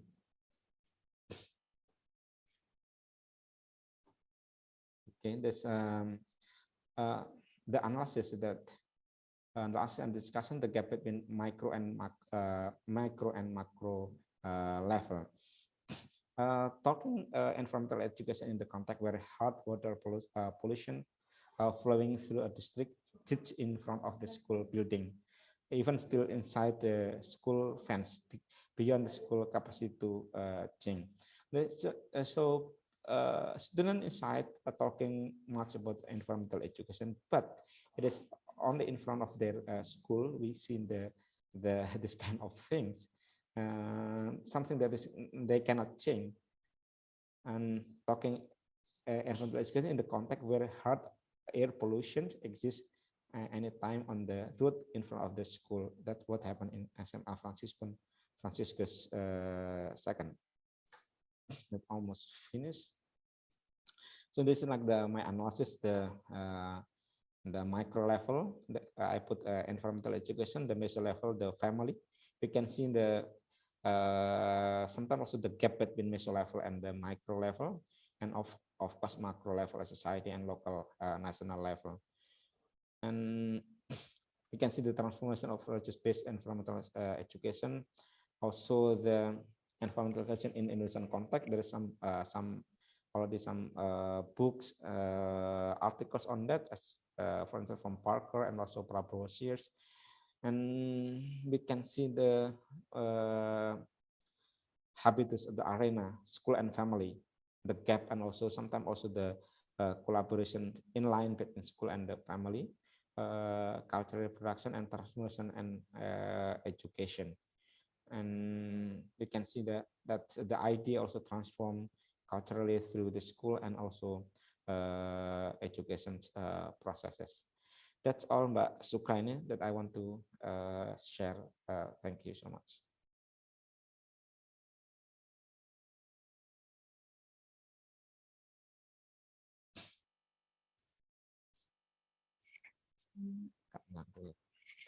Okay, thank you very much, Pak Suhadi, for sharing your research on environmental education in Catholic schools.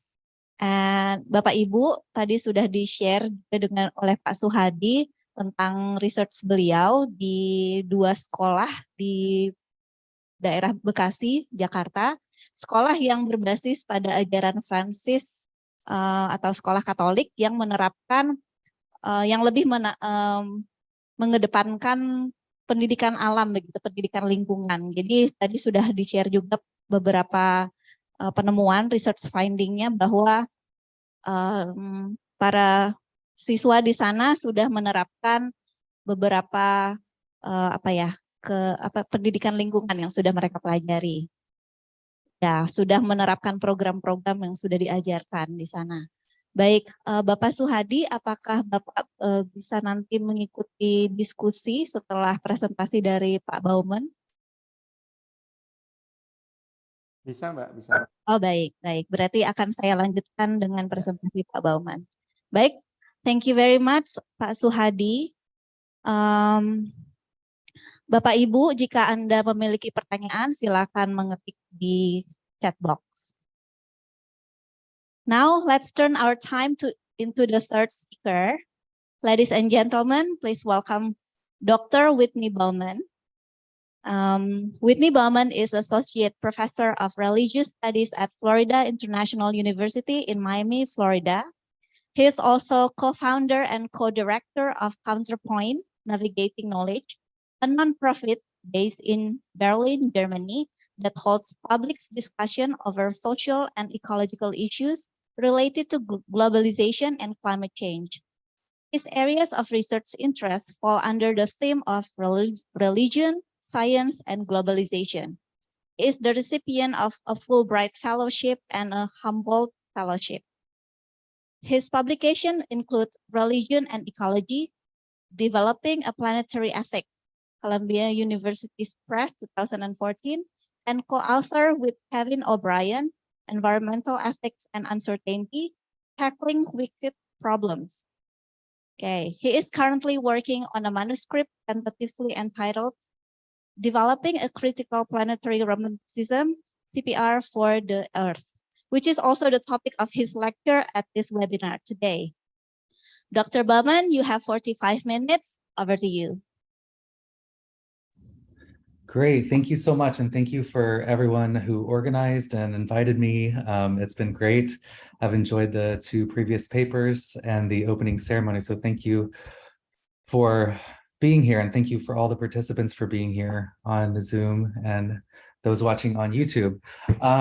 So I'm glad, I thought at first maybe the order would have gone better as it was organized, but now I see that this is reminding me of Google Maps, right? Because the first map was sort of a map that was zoomed out to Indonesia, and then Pak Suhadi zoomed into specific places, and now I'm going to zoom out again to the planet. So we're using the zoom feature on Google Maps here to talk about these issues. So I'm going to make a pitch for holding on to the planetary. As we think about our localities and we think about our individual daily lives, I want to make a pitch for thinking about how global flows of energy, information, and resources are constantly intersecting us on a daily basis. I'm just going to turn my little timer on here so I don't go over, because, you know, academics like to talk. So, okay, so what I want to talk about today is developing a critical planetary romanticism, or CPR, for the Earth, reattuning to the post-human worlds we live in. Why post-human? To some people, post-human sounds terrible. But what I mean by that is something like this. I usually ask when I'm giving a lecture or starting a class, what's the first thing that comes to mind when you think of the word nature? If I say nature, what comes to mind? You can just put it in the chat if you want. But what's the first thing that comes to mind if I say nature?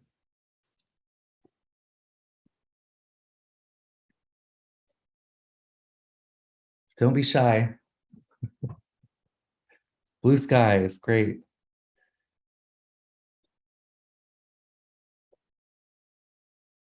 Anybody else? Rivers, sea, great, right? These are the typical answers I get. Blue skies, rivers, seas, the ocean, plants and animals, perhaps the earth itself, Mother Earth, right? Perhaps mountains, right? Or volcanoes, tsunamis, right? But usually people don't say me, the human being, or the cities that we live in, or the computers that we're now talking to each other through right now, the technologies that we use. And so this is what I want to ask, right? How have we written ourselves outside of nature? How have we written human beings, human cultures, and technologies outside of nature? And isn't that a problem? And if so, how do we return ourselves to the rest of the planetary community, right? So how do we start to think about all things human, including religion, as emerging from the natural processes, right? So this is what I mean by reattuning to the post-human worlds, right? Getting beyond this idea that humans are exceptions to the planet, but rather thinking with the planet as if we are part of the planet. And so I think here that just a couple quotes to get us started. So what I mean by this reattunement to the planetary context, right? And thinking ourselves back in the planet. My colleague Carol Wayne White argues that with keen awareness of how deeply embedded we are with myriad nature and how our destiny is entangled with other natural processes, humans continually revise, correct, or even forfeit older perspectives as newer forms of knowledge become available, right? So this is something that humans do. We constantly reattune to our context, right? Islam is not the same in Saudi Arabia as it is in Indonesia, as it is in America, right? So religions are constantly reattuning to cultures and contexts, right? And this is what we humans do over time in different places as well.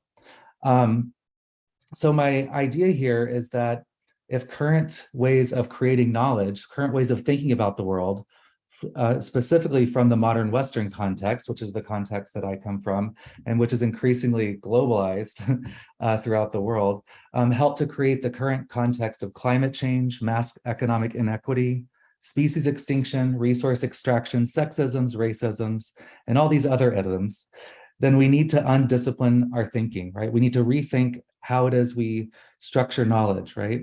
So we need to undo the disciplines that brought us this current mess that we're in, right?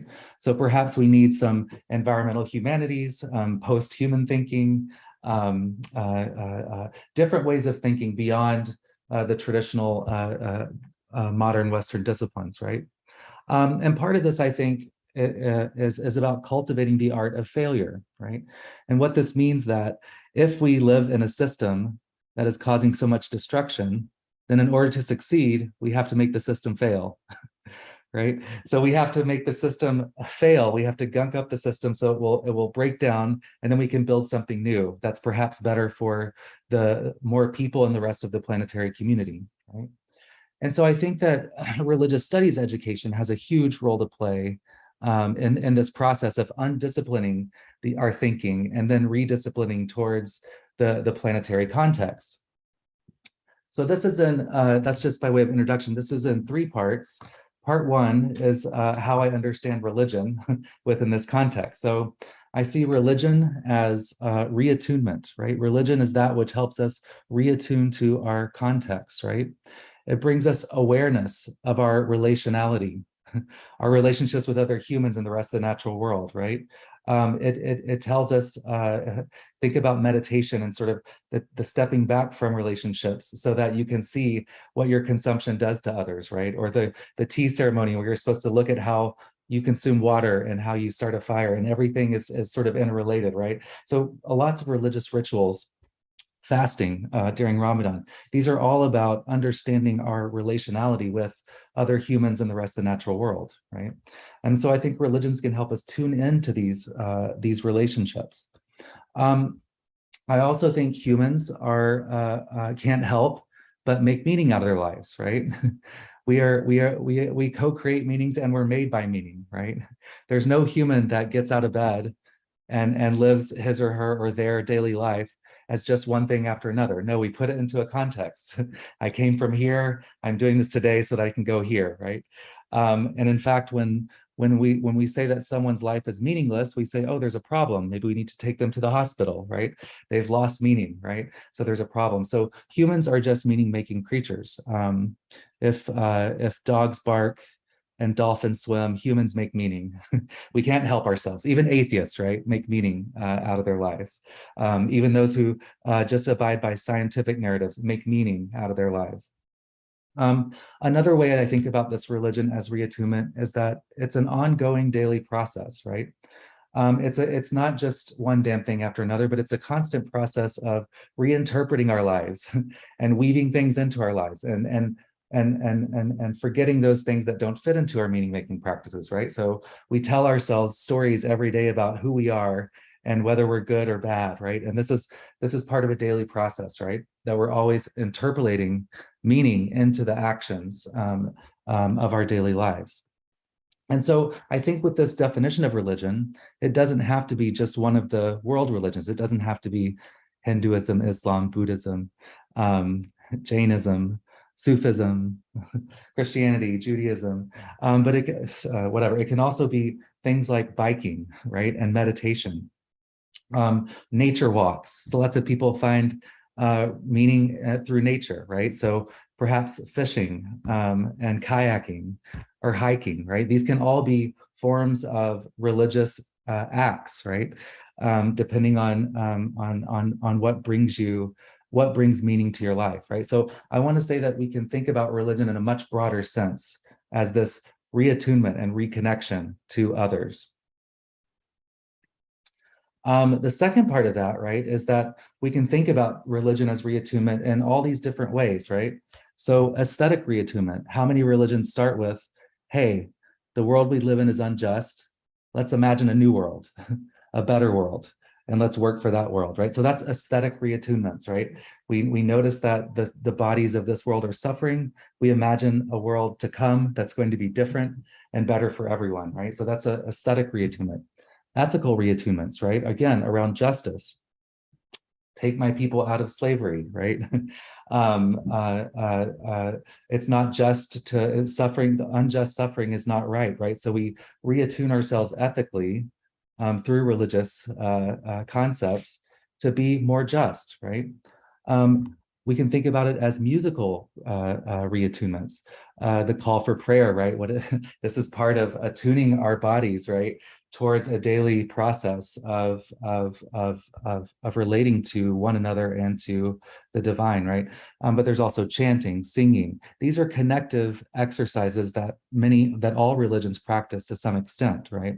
Whether it's through drumming, chanting, or what have you, or choirs and singing, right? So we can think about religion as musical reattunement too. We can think about it in terms of bodily reattunement, yoga, meditation, dancing, fasting, pilgrimage, right? These are all bodily ways that we reattune to both ourselves and to others and the rest of the natural world, right? Through these bodily reattunements. We can also think of this as epistemological, right? Or knowledge reattunements, right? How do religions break open our understanding of reality to let in something new, right? So most religions have iconoclastic strands with them, or mystical strands within them, that say, look, just when you think you know what ultimate reality is, you don't know, right? You can never know ultimate reality, right? So the religions are good at helping us break down these idols, right, that we build in our head, and when we think that we know what things are. And trickster figures are one great example from indigenous traditions that are always breaking down the barriers between humans and animals, and living and dead, and male and female, and past and present, right? So these are interesting figures to look at as well. There's also within religions, there's a lot of textual reattunement, right? Hermeneutics, the interpretation and reinterpretation of scriptures and religious texts for different contexts and different situations, right? So religions have been practicing this reattunement for probably as long as they've existed, right? So this is not something new, is what I want to say. I also think that when we think of religion as reattunement, we have to think about reattuning to context, right? None of us live in a objective space, right? We all live within context, right? So we have to think of multiple reattunements. We have to think of the ways in which our different bodies experience the world differently, and therefore will attune to other bodies in different ways, right? So we have to think of multiplicity. We have to think of many worlds that are possible, right?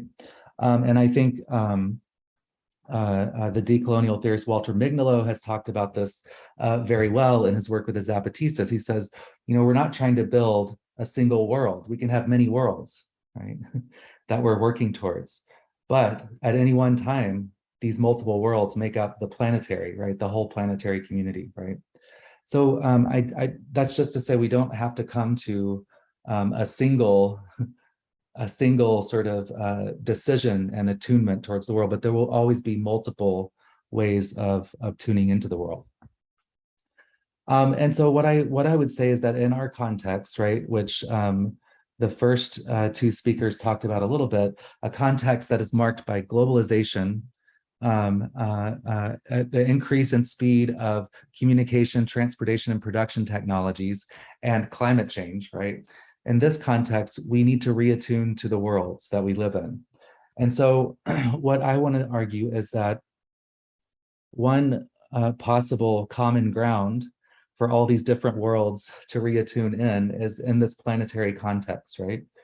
So at any moment, the multiple constructed worlds that we live in make up the planetary, but this doesn't mean humans alone, right? Everything's reattuning. We're reattuning with other life forms, with other ecosystems, with the changing climate, with the oceans, with the mountains that are being destroyed through mining, right? With the forests that are being cut down through deforestation for perhaps palm oil production, right? With the extinction of species that are leaving the planet forever. We are reattuning and grieving in these ways, and we need to think about that in some sort of open way. And so this is what I mean by the planetary, right? This is a free resource online here by Anat Singh called Feral Atlas. It's a great online resource for thinking in this planetary way. But she writes here, I just want to quote it in full because it's kind of my definition of what the planetary is. She writes, other species, as well as non-living things, make it possible to be human. That this statement is not obvious to many humans at this moment in time is only because of habits of thought that have become powerful over the last few hundred years. In this modernist mode of thinking, humans presume to transcend and master nature rather than forming worlds together with non-humans. One significance of recent discussion of the Anthropocene as a time of human-sponsored environmental crisis is that it urges us away from those powerful habits of thought. The imagined mastery of humans no longer looks so successful. We're asked to reconsider the ways in which human and non-human histories are inextricably intertwined. The Anthropocene, like every other trajectory in which humans have been involved, is more than human, right? So she's getting back to that idea that humans are part of the rest of the planetary community, right? And this is why I think the future of religious studies and religious education has to be a little bit about undisciplined thinking and rethinking our disciplines towards this planetary context, right? Rather than continuing on with this modern idea that humans are somehow above nature, right? We need to rethink our disciplines to see humans as emergent from and part of the rest of the natural world. I would argue in a religious studies 5.0 or 4.0, wherever we are now. I got confused with all the numbers. Anyways, okay, so this is part 2, and I don't need to spend a lot of time here because we already know this, right? This is our current moment, what we're being asked to reattune to, and that is the context of globalization and climate change, right? Globalization simply means, when I'm talking about it, the space-time crunch, right? The way in which the world has gotten much smaller in a way, right? So it's 11 p.m. on Wednesday for me, you're in the future on Tuesday morning, but here we are together, right? Talking in the same time and space, right? So this is the space-time crunch, right? The world has gotten smaller. We know more things about more people than any other humans at any other time, right? It also means that we have come to the understanding, right? This image of Earth from outer space, which comes from the Apollo mission in the 1960s. That was the first time humans had seen the single Earth image from outer space, right? That really changes things aesthetically, right?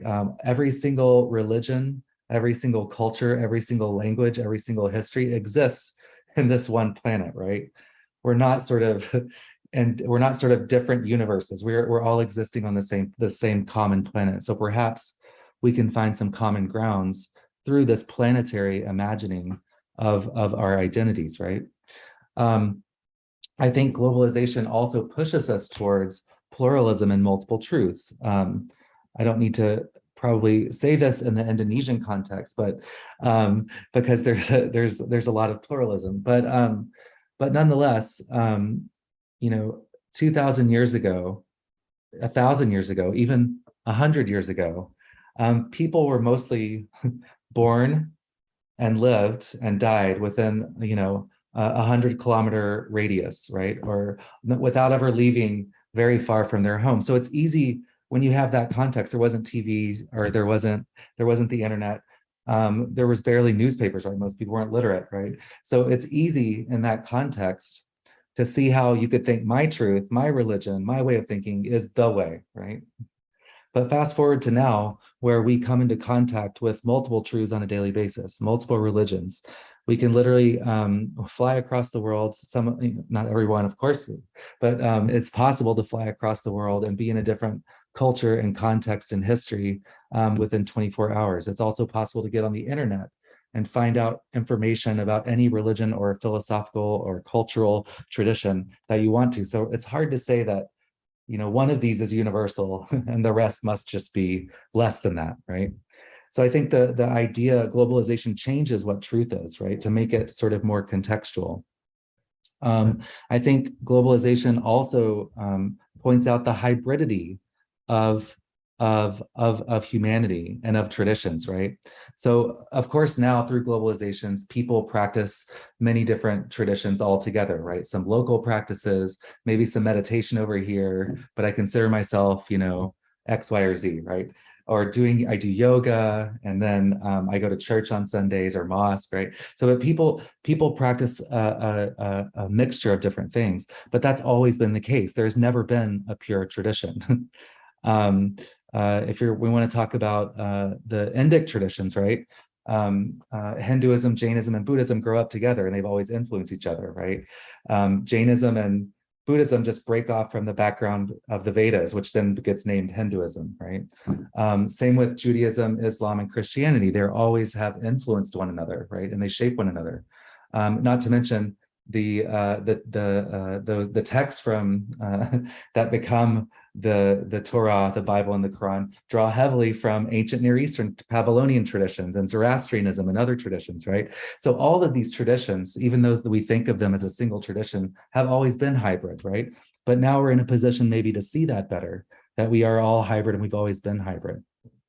And another part of globalization is this this fossil-fueled world that we live in, right? The fossil-fueled speed of technology and transportation that is bringing us the problems of climate change, right? And this sort of thing, right? So we've literally lived at such a speed that we're outstripping the carrying capacity of the planet, right? So what does that mean? How do we break out of this fossil-fueled speed, right? And that brings me to the second sort of moment of reattunement that I would talk about, which is climate change, right? Climate change, we all know what it is, we all know what the statistics are, but what does it mean sort of to the human, right? And to our thinking and to our feelings, our affects and our habits, right? Well, one thing that it means is that it's the end of nature, right? There is no more nature separate from humans, right? Humans and nature are always now caught up together. There's no more wild wilderness, but everything has been touched by fossil fuel technologies, right? And other technologies.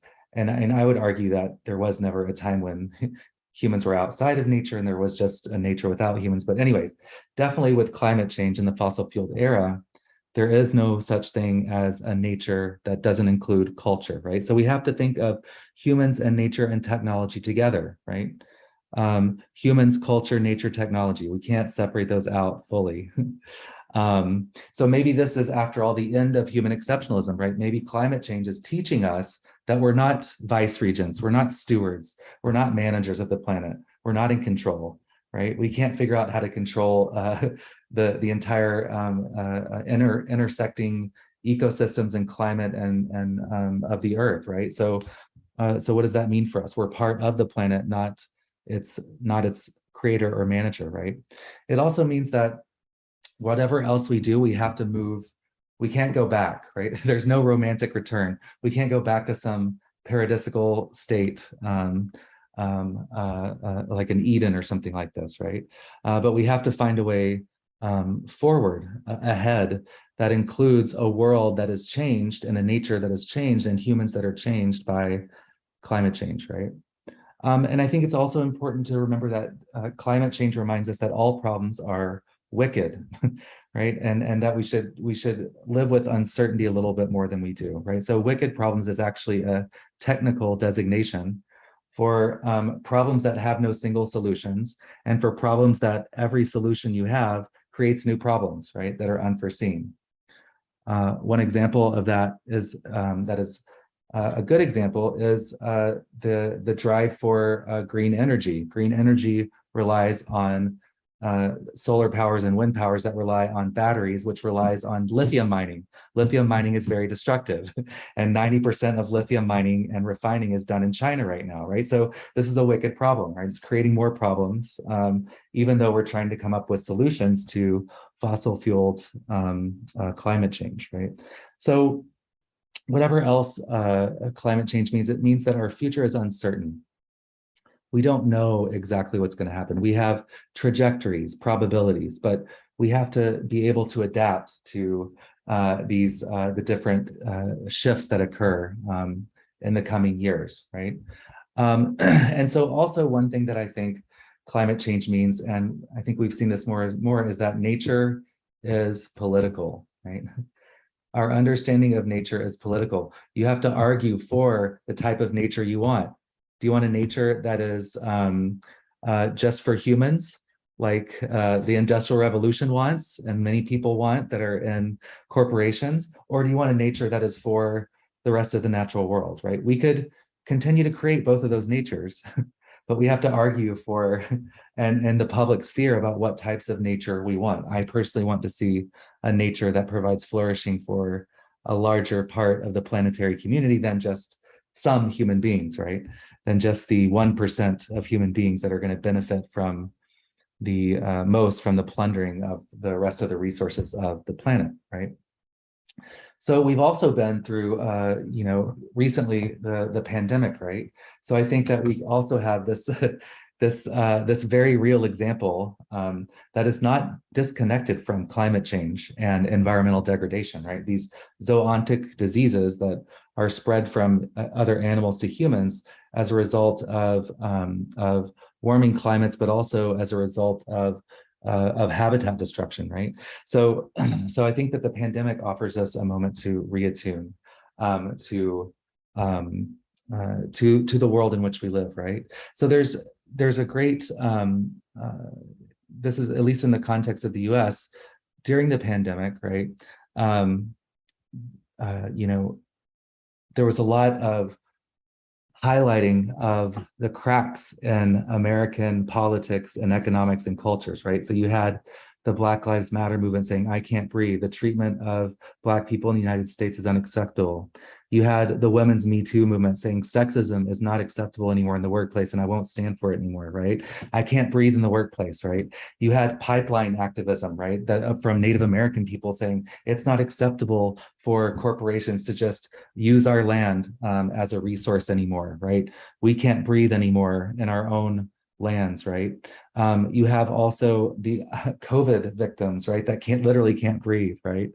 You have through climate change, the warming of the seas, which is leading to a phytoplankton die-off, and phytoplankton provides up to 70% of the world's oxygen at any given moment. What happens if there's a great phytoplankton die-off, right? So you have the sixth mass extinction that we're in the middle of, right? Because animals don't have room to breathe, right? So I kind of call this era that we're in right now, the moment of our re-entombment, the great suffocation, right? The great suffocation of life on this planet due to sexism, racism, patriarchy, anthropocentrism, and all these, and colonialism, and all these other isms, right? This is causing the great suffocation of life on the planet. So then what do we do, right? This is our apocalyptic moment, right? This is, worlds are ending now. And what does that mean? But apocalypse doesn't mean the end of the world. It means the unveiling also of something new, right? The possibility for something new to emerge. So my colleague, Catherine Keller, writes in Facing Apocalypse, that apocalyptic mindfulness will not help us to get over our grief, but to move out of isolating paralysis and into healing action. It attends respectfully to the difficulty shifting experience of fear, loss, hope, anger, and love. It tunes carefully to the therapeutic dynamics of grief, right? So I think that there is a collective trauma going on across the globe right now due to what we're losing through climate change and the rising nationalisms around the world, whether it's Hindu nationalism or a sort of conservative Islamic nationalism in Indonesia, or in the US, this conservative evangelical nationalism, right? These nationalisms are a response to climate change and globalization. But I don't think they're a good response. I think that's trying to go back to what we had, right? So then what is a path forward that's not just a continuation of neoliberal Western globalization as usual, right? And so this is why I want to offer this, right? This critical planetary romanticism, or CPR for the Earth. So CPR is what people do to people that are dying. They breathe into their mouths and push their chest, right, to keep them alive. That's what CPR is. I'm not sure if it's called the same in Bahasa Indonesia, but just to clarify that. So a critical planetary romanticism for the Earth. This is a third way, right, between neoliberal globalization as usual and a return to nationalism or localism, right? Both of which I think cause too much violence to other humans and the rest of the natural world. So I want to look at each of these terms specifically. So I have 3 more slides. The first part, right, is I want to look at it backwards, right? So romanticism, what do I mean by romanticism? Well, there's a new type of romanticism that's emerging, right? And some people call it the new materialisms. Some people call it a revival of animism that you find in many indigenous traditions still. But what it means basically is that there's a new a new way of people that are a new wave of people, in particular in modern industrialized countries, that are seeing agency and value in nature, that nature is all alive and it has value and it has agency, it acts on its own, right? And we're entangled with this evolving nature, right? Kind of like in Buddhism, right? When you have this idea of paticcasamuppada, right? Where everything is interconnected and everything at one change somewhere leads to changes everywhere, right? The ripple effect. So this is what the new materialism is about. This is a kind of romanticism, right? We're rediscovering our place as creatures on planet Earth, right? And so there's an eros to it, right? There's a attraction to the non-human. There's an attraction to places. There's an attraction to the elements, right? Earth, air, fire, and water, so on and so forth. That's happening here in this sort of romanticism. And I think this type of romantic connection is necessary to get us out of the current planetary destruction caused by climate change and globalization. But it can't be a romanticism that's just local, right? Local romanticisms can help to fuel nationalism, right? This is my place. Everybody else stay out. I'm going to protect my place. Well, you can pollute your place because it's not my place, right? So we need some sort of understanding of the planetary, that every different locale is interconnected on this planetary scale. So there is no isolation, right? So the planetary then is not specifically not the global view. It's not the view from above, but it's this located contextual view, right, from below. It includes this sort of multi-perspectivalism, right? So that the more perspectives we have on different issues, the more we know, right? So contextual thinking becomes the way that we know more knowledge. The more perspectives, the more we know, basically, about a given context, situation, or event. Now, some perspectives will be way far out there, and we can't include them, right? But the majority of perspectives will find some common ground, I bet. So again, the planetary is not parochial or nationalistic, right? What it calls for is a polyamory of place, right? The love of multiple places and how these places fit together to make up the planetary, right? And it's also meant the planetary focuses on our animality, our earthliness. We are first and foremost creatures of planet Earth. We're not first and foremost Muslims or Christians or Indonesians or Americans, but we're first and foremost mammals and animals of a planet that we all live on. So that's the kind of what I mean by the planetary. And then finally, we need this critical understanding of our connection to our bodies and the earth and to each other, right? So there's no naive romanticism or connection, right? Different bodies matter, right? Different bodies experience the world differently. Different bodies experience life differently based upon our sex and gender and sexuality and race and religion and language and ability, right? So we need these critical theories, critical race theories, critical gender studies, queer theories, disability studies, critical class studies, post and decolonial studies, animal studies, affect studies, right? We need all these different studies to help us be critical about the way that we're thinking about our reattunements to the rest of the natural world and to each other. And it's this critical element that will help us eliminate some of the voices that are conspiracy and sort of fake news and alternative facts, right? So we need these types of voices as well. And so this is what I see then in terms of what religion is that it's an experimental approach to meaning making, right? So this is a starling murmuration, and we'll see if, I just ended the show. So I don't know if you've ever seen one of these, but it's a huge flock of birds and they fly in pattern directions back and forth, but they don't ever have a single goal, right? But they follow each other in patterns, right? And so that's kind of the idea of what the planetary is about. There's no single direction or a single idea of progress, but we are in these attuning patterns with one another as we move through time and space. So that's all I had to say. Thank you. And I still had 10 minutes. Yes, thank you very much, Mr. Bauman. Bapak Ibu peserta webinar, tadi Mr. Bauman sudah menjelaskan tentang ide beliau yang berjudul Developing a Critical Planetary Romanticism for the Earth. Jadi sudah dijelaskan bahwa agama itu bisa menjadi penyelaras bagi kehidupan kita.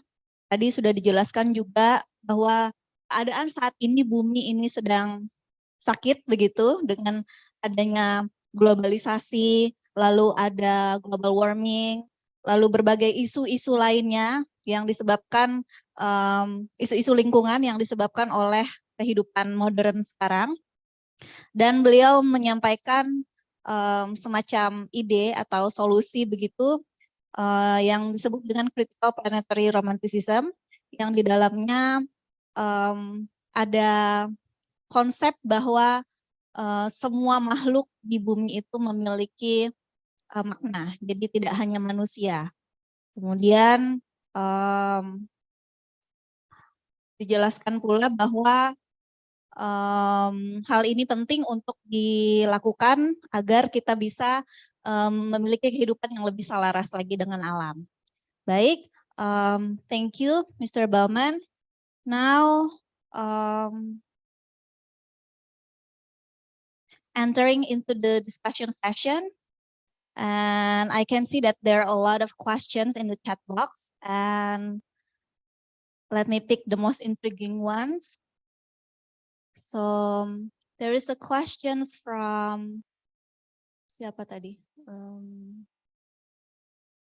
Ini Pak Suhadi. Okay. All right. So Yeah, there's a question. Pak Suhadi, are you with us? Yeah, of course. Okay. I'm here. Yeah. Okay. There's a question to Pak Suhadi. Does being eco-friendly have to be associated with living a simple, frugal life?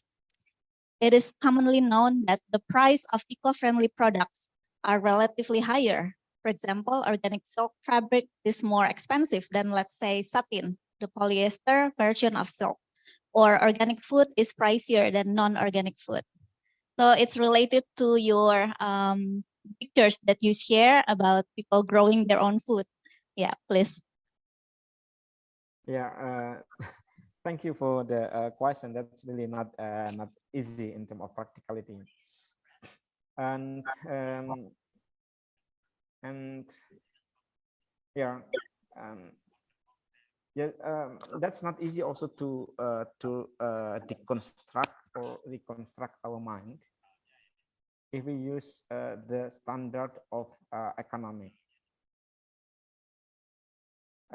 For instance, the question about if we use the organic product, which is more close to eco-friendly process of production, we calculate that from the perspective of economic efficiency, which is close to the paradigm of capitalism. That's maybe not the proper way to look at the problems. And the eco-friendly living, for instance, I give an example. It's not about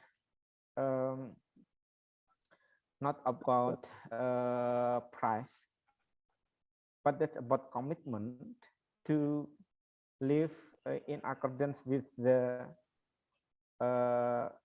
as much as possible reducing the non-friendly process of production. For instance, that maybe I give the example that is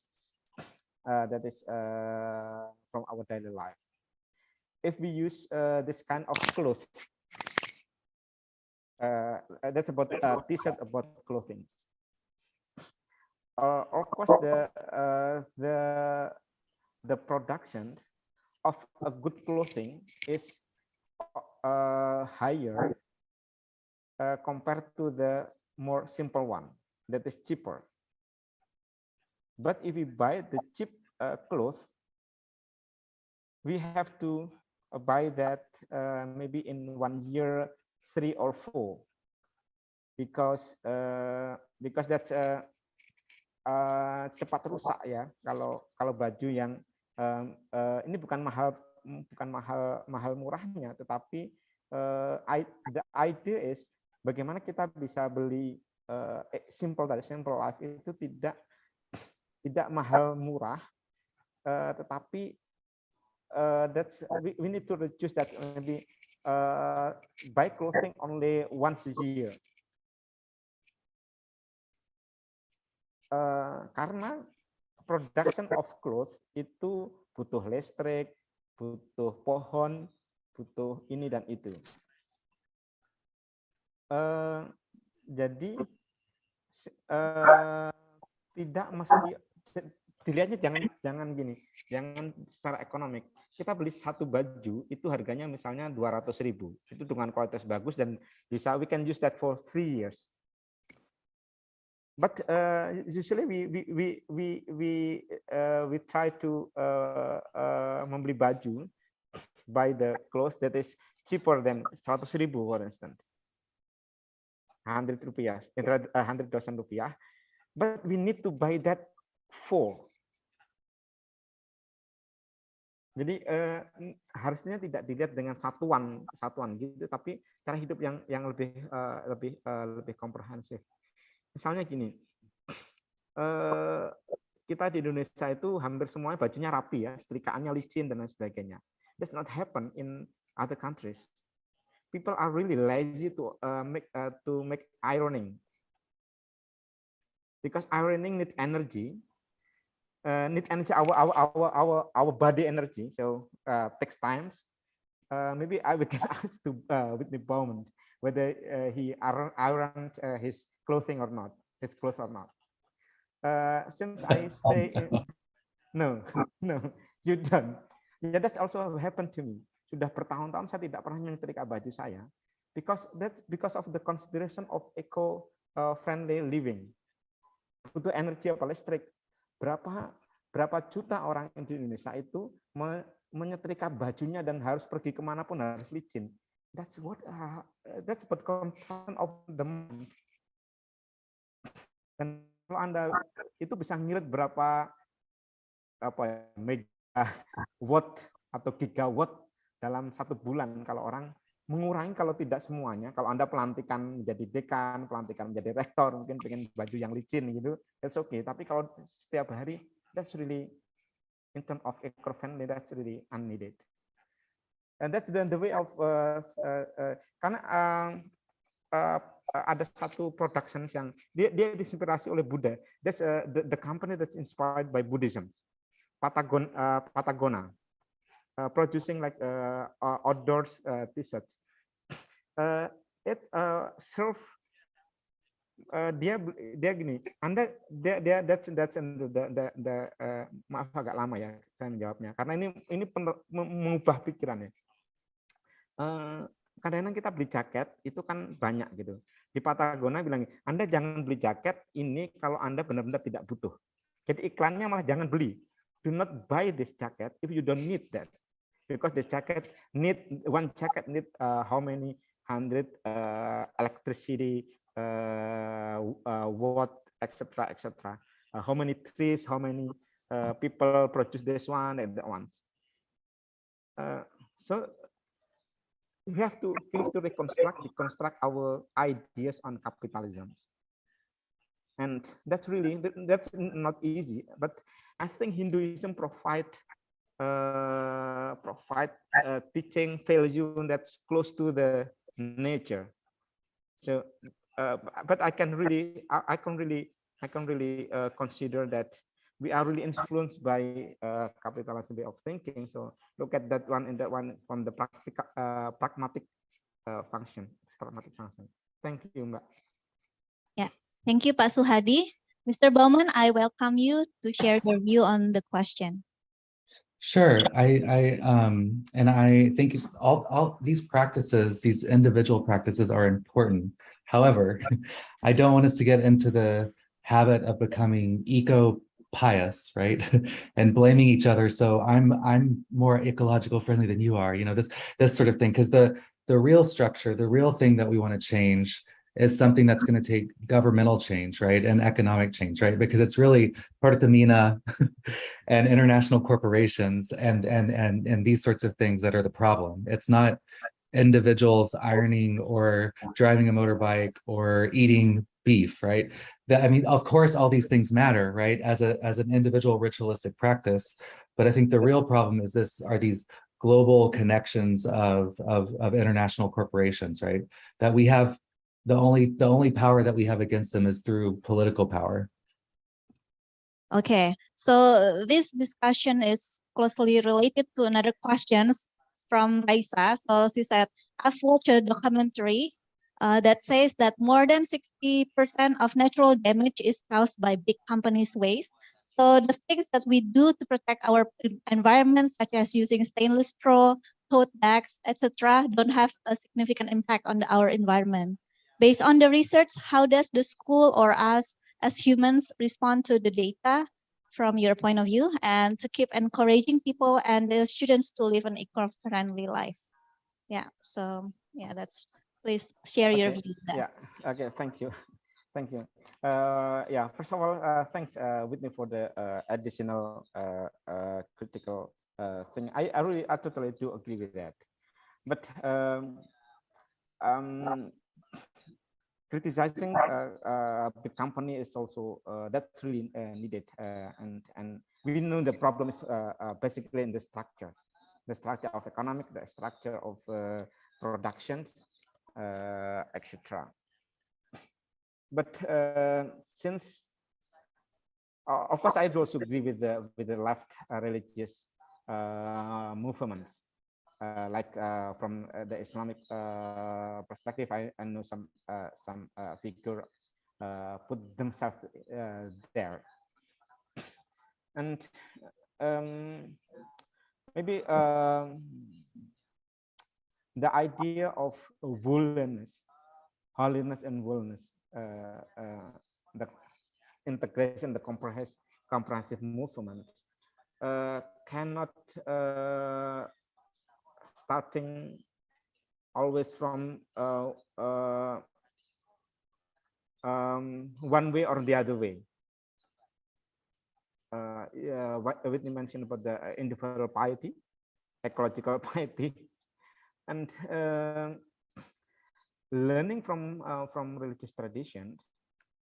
Of course, this tradition, tradition from religion, that is really critical in terms of fighting for the injustice in terms of the economic, global economic, globalization, and also capitalism. But we as individuals, we can do something. That's my point. I don't want to put myself and my idea in the position that that's about personal pietization, but we can do that, and from that individuals, I know that that's quite a promising community movement. So from the individual going to the broader in community, and of course that's maybe also I don't know, that's like a post-colonial approach in terms of in Indonesian context, fighting the big company. That's very far from our life. We know that through the government regulation really close to the what is pro to the company always like that. I know that doesn't mean also that talking religion doesn't need to talk about injustice. No, not that one. That's related to the question, the second question. I almost forget the question. Could you help me, Ken, Mbak Sukaini? Could you help me again? It was about Seascape. So it's about the documentary Seascape. Hold on, let me see if I can find it again. Yeah, because I that says more than 60% of natural damage is caused by big companies' waste. So the things we do not to protect our environment, such as using stainless straws, tote bags, don't have significant impact. Based on the research, how does the school or us as humans respond to the data to keep encouraging people and the students to live an eco-friendly life? So you were already talking to the question, yeah. Yeah. But Yeah. I want to add that I want to add something that I found from the field. And also proof by some other research. The consciousness of the students and the school about the problem coming from the structure is really weak. That is why if we read the journals and also books on Indonesian environmental education, there really low level participation of climate change movement, for instance. That's very different with what happened in Australia, in the state, maybe in the United States. Students from the very beginning, they know the structural problem, the company, the big company, the problems coming from there. For instance, I asked the student about the flood in Jakarta. What they said that's because of the society, because of sampah dari masyarakat, not the big company, not the big housing building, etc. So the consciousness about the about that, about the problem on the structure for the big company is rather low. I can say that we can see from some other research and articles. It doesn't mean that I want to legitimate that, but I know that the consciousness from innocent case is that yeah, that's the fact in our school or education. Okay. Ya, thank you Pak Suhadi. Jadi Bapak Ibu tadi respon dari Pak Suhadi terhadap pertanyaan bahwa apakah yang kita lakukan hal-hal kecil itu sangat berimpact pada lingkungan begitu? Memang tidak, tapi mengkritisi perusahaan-perusahaan besar itu jauh di luar jangkauan kita. Jadi kita mulai dengan diri sendiri, gitu ya Pak ya? Maybe yes. Yeah, that's not easy. That's really not easy actually. Not easy. Yeah. Okay. All right. So there is another question from Budi to both presenters. I believe that the teaching about the love to our planet and all the creatures that live in and how to live with nature in harmony have already been in our religious teachings, stated in the holy books since thousands of years ago. But sometimes reality talks differently. We can see Indonesia and India as example of big religious countries, yet have major environment crisis worldwide. I wonder what makes this to happen. Is it about the culture or tradition of the people, or is there something missing in the religious education and practices? Okay, so please, Mr. Bowman, please share your view on that. So yes, I mean, there, you know, one of the, excuse me, one of the things that I always run across in religion and ecology stuff is the fact that, you know, the river Ganga is a goddess, so it's holy, but it's the most polluted river in the world. It's supposed to be the goddess incarnate. Well, what does that mean? That means that it's holy, so it can't be polluted. So you can put your dead bodies in there and you can put all this stuff in there. You can never pollute the river, right? So it's counterintuitive sometimes, right? So just because you have, for instance, perhaps a more goddess-friendly religion doesn't mean that women have any less sexism in society, right? So there's not necessarily a direct correlation between religious ideas and actions. However, I would say that, you know, that animisms in general have better attitudes towards the rest of the natural world than do monotheisms, for instance. But that doesn't mean that it has to stay that way, right? That's my whole thing about we have the capacity to rethink our religious traditions in terms of the context that we're in now, which they were never created to solve. Climate change wasn't a thing then. Globalization wasn't a thing then. These things are different now, right? And so I think that also the technologies of fossil fueled speed are very persuasive, right? We're here where we can, a plane can take me across the world. I can't do that with my prayers, right?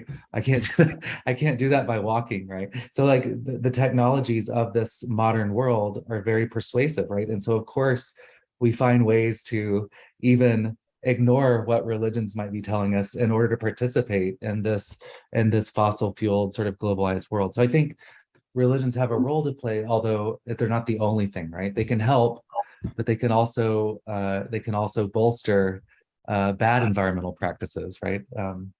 Yeah. Pak Suhadi. Ya, menarik sekali pertanyaannya tentang komunitas keagamaan dan tadi ya dan eco friendly living. And sometimes there is a research in West Java from the Islamic practices. That's about the perception about water,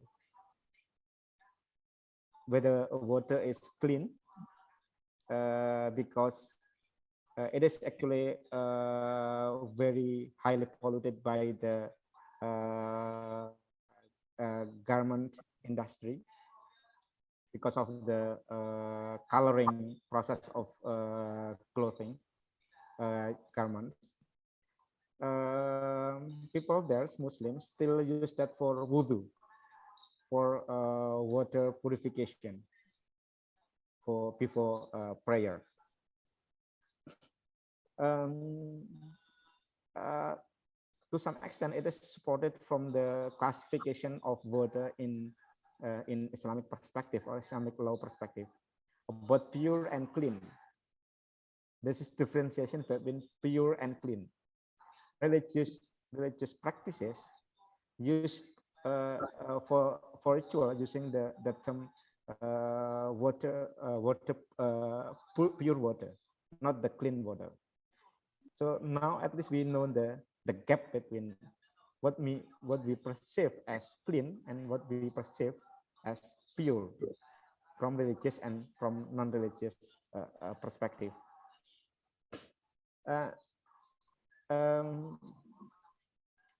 Yeah, it is really. I with me moment. I'm not on the process of editing book, and I read one of the abstract of the contributors.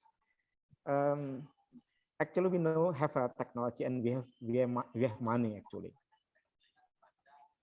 but our perception about the nature are different between one and others. So that is why I don't think I can understand and accept the critical perspective, especially from Whitney already just mentioned.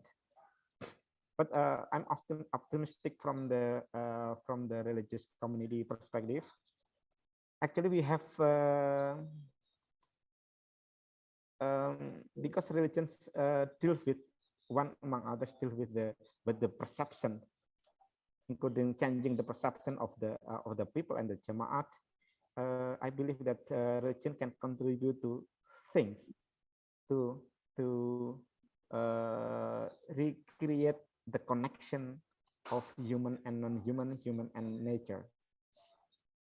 And it's already started, and I now in Indonesian context, I know that more and more Islamic pesantren or Islamic boarding schools try to implement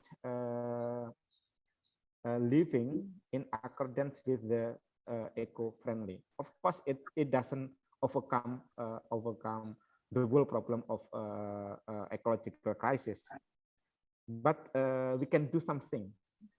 We can do something. Why that's important? I can understand. That's not about the existence or the essence of Islamic teachings, but in Indonesian context, which is religious, this movement is rather or quite promising, rather than put our life all into the structure and state driven movement. I can compare Indonesia with Australia, for instance.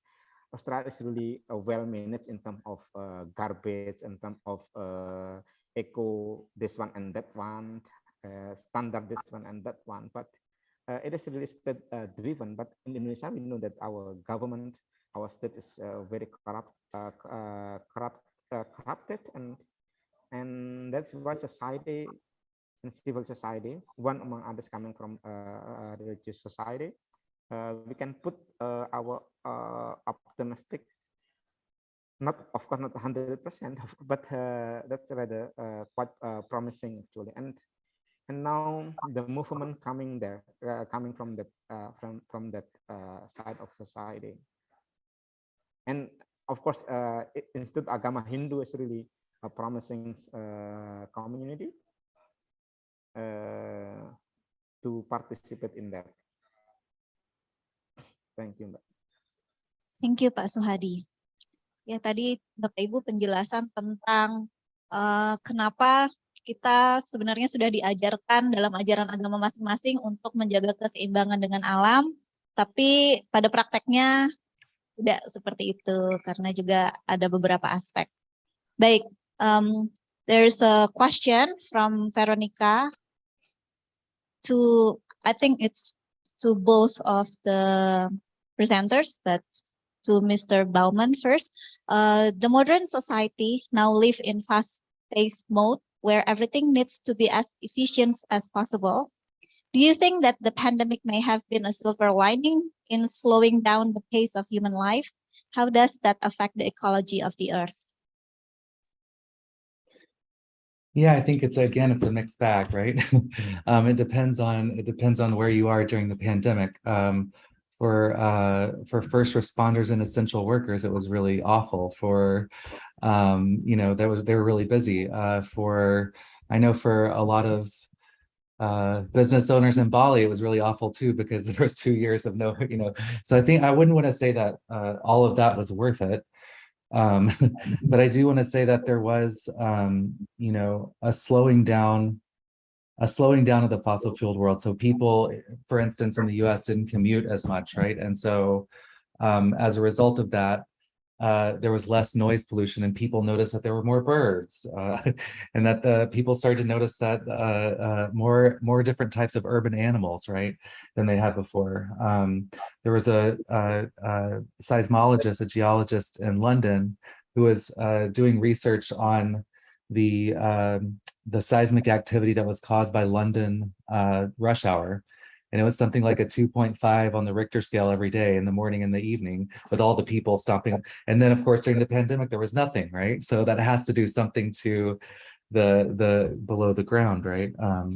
Many people started taking up different practices of bird watching, and people began to walk places and bike places and do different things. And so I think, yes, there is some of that. The slowdown for many people, I think, has the potential to open us onto the rest of the natural world. And of course, those 2-year periods saw a decrease in global CO2 emissions, but of course now that's gone back up again because we've opened up again. So yes, but there was also just a lot of suffering. So that was that I hope is also a call for different countries and nations to come together on these issues, because that type of suffering from pandemics is only going to get worse if we continue to not address the climate change issues.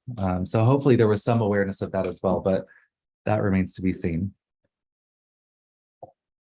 Baik, Pak Suhadi. yeah, of course, we can learn from the pandemic situations. We learn much from that, but as a human, we're also very easy to forget again. Some or few months after pandemic, more or less we can see that stopped and reduced. We know that the airplane circulation to Bali, for instance, getting very high, starting from March, May, June, July. You know, then people going to Bali is very enthusiastic to go to Bali again and again. And so, according to me, what is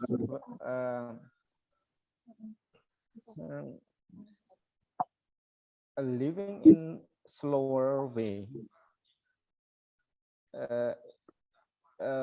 yeah, because of the modernity, we want to do many things in very fast way.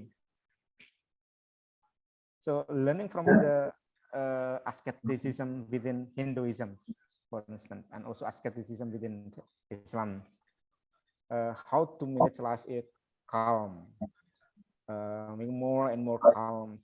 We learn also from the idea of mindfulness from the Buddhism, for instance. That's of course, again, that's not overcoming the problems of the ecological crisis, of course, but I believe that it contributes to the making the crisis cannot not really increase faster, being more and more faster, and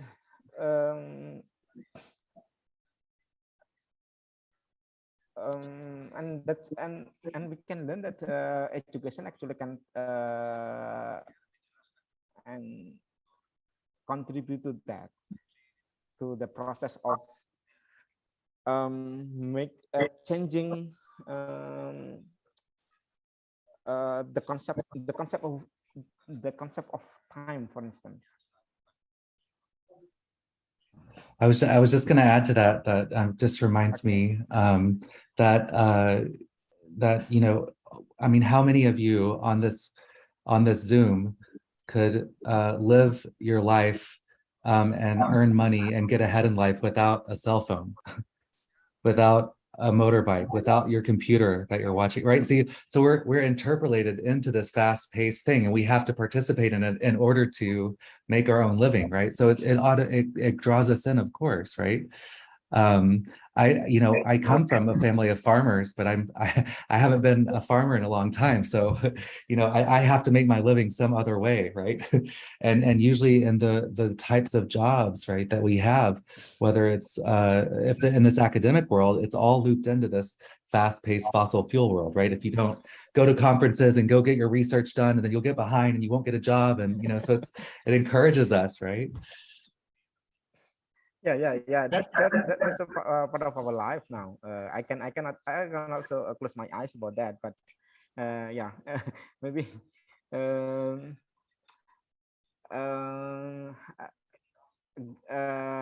to create slowing down our rapid fast way of living. That's without that consideration, without that consciousness, I think maybe we are really trapped into that kind of living, and from the institutional perspective, we push our education to that direction with me here. Of course, also here in Indonesia, we push our education into that standardizations, which is, I don't know what's like what we are doing now, Internasional, for instance. And we have to be fast in this one and that one, but I just want to create possible consideration. But because I saw also some communities, including this from the religious community and educational community. There are some schools that are really aware about that, and then create recreate traditions. For instance, the School of Salam in Bantul, Jogja, small schools, but really concerned about that. And also I know some schools in Bali, for instance, that's really have concern about that. Without that kind of considerations, but we then see, we take distance with the possible improvement with the society, with the changing the society. And without that consciousness, I think we trap deeper, and we see that we just wait this planetary collapse, and that would happen as also in the previous era. Yeah, that's part of the choices, and I see that there are some choices, and we can choose which one. Of course, there's no one way to overcome, and only single perspective can overcome this crisis. Oke, thank you Pak Suhadi. Ya, jadi Bapak Ibu peserta webinar terkait apakah pandemi tadi itu membantu proses memperlambat pace kehidupan manusia, jawabannya mungkin bagi beberapa pekerja begitu, essential workers kayak perawat, dokter dan lain-lain itu sangat berat. Tapi bagi pekerja lainnya mungkin bisa jadi waktu buat istirahat waktu pandemi kemarin. Jadi tidak semua orang diuntungkan dengan adanya pandemi untuk men-slow down kan pace kehidupan kita. Baik, going back to the environmental education, Pak Suhadi, what are the best practices from these Franciscan schools about environmental educational that can be imitated to general Indonesian schools, public schools, or yeah? Yeah. Learning from Franciscan schools, maybe that's not the only example. That's not the only perspective, but it contributes to some things, to the educational eco-friendly educational institution. If I say Franciscan schools, that doesn't mean that's the only one. But learning from the environmental education in that Franciscan schools, I think that it is important for the school to have like at the level of philosophical, and philosophy ideology contribute to the perubahan change of the society, and in the school because of the ideology, then it is diturunkan ke dalam praktis. Of course, for some reason there are gap between theories and practice, of course. But I learning from the Franciscan school, that's really we can take something from this the experience. And about the invitations, public school actually has that kind of projects, like and in Bali that also happens in sekolah-sekolah adiwiyata, for instance, and also in Kalimantan and everywhere.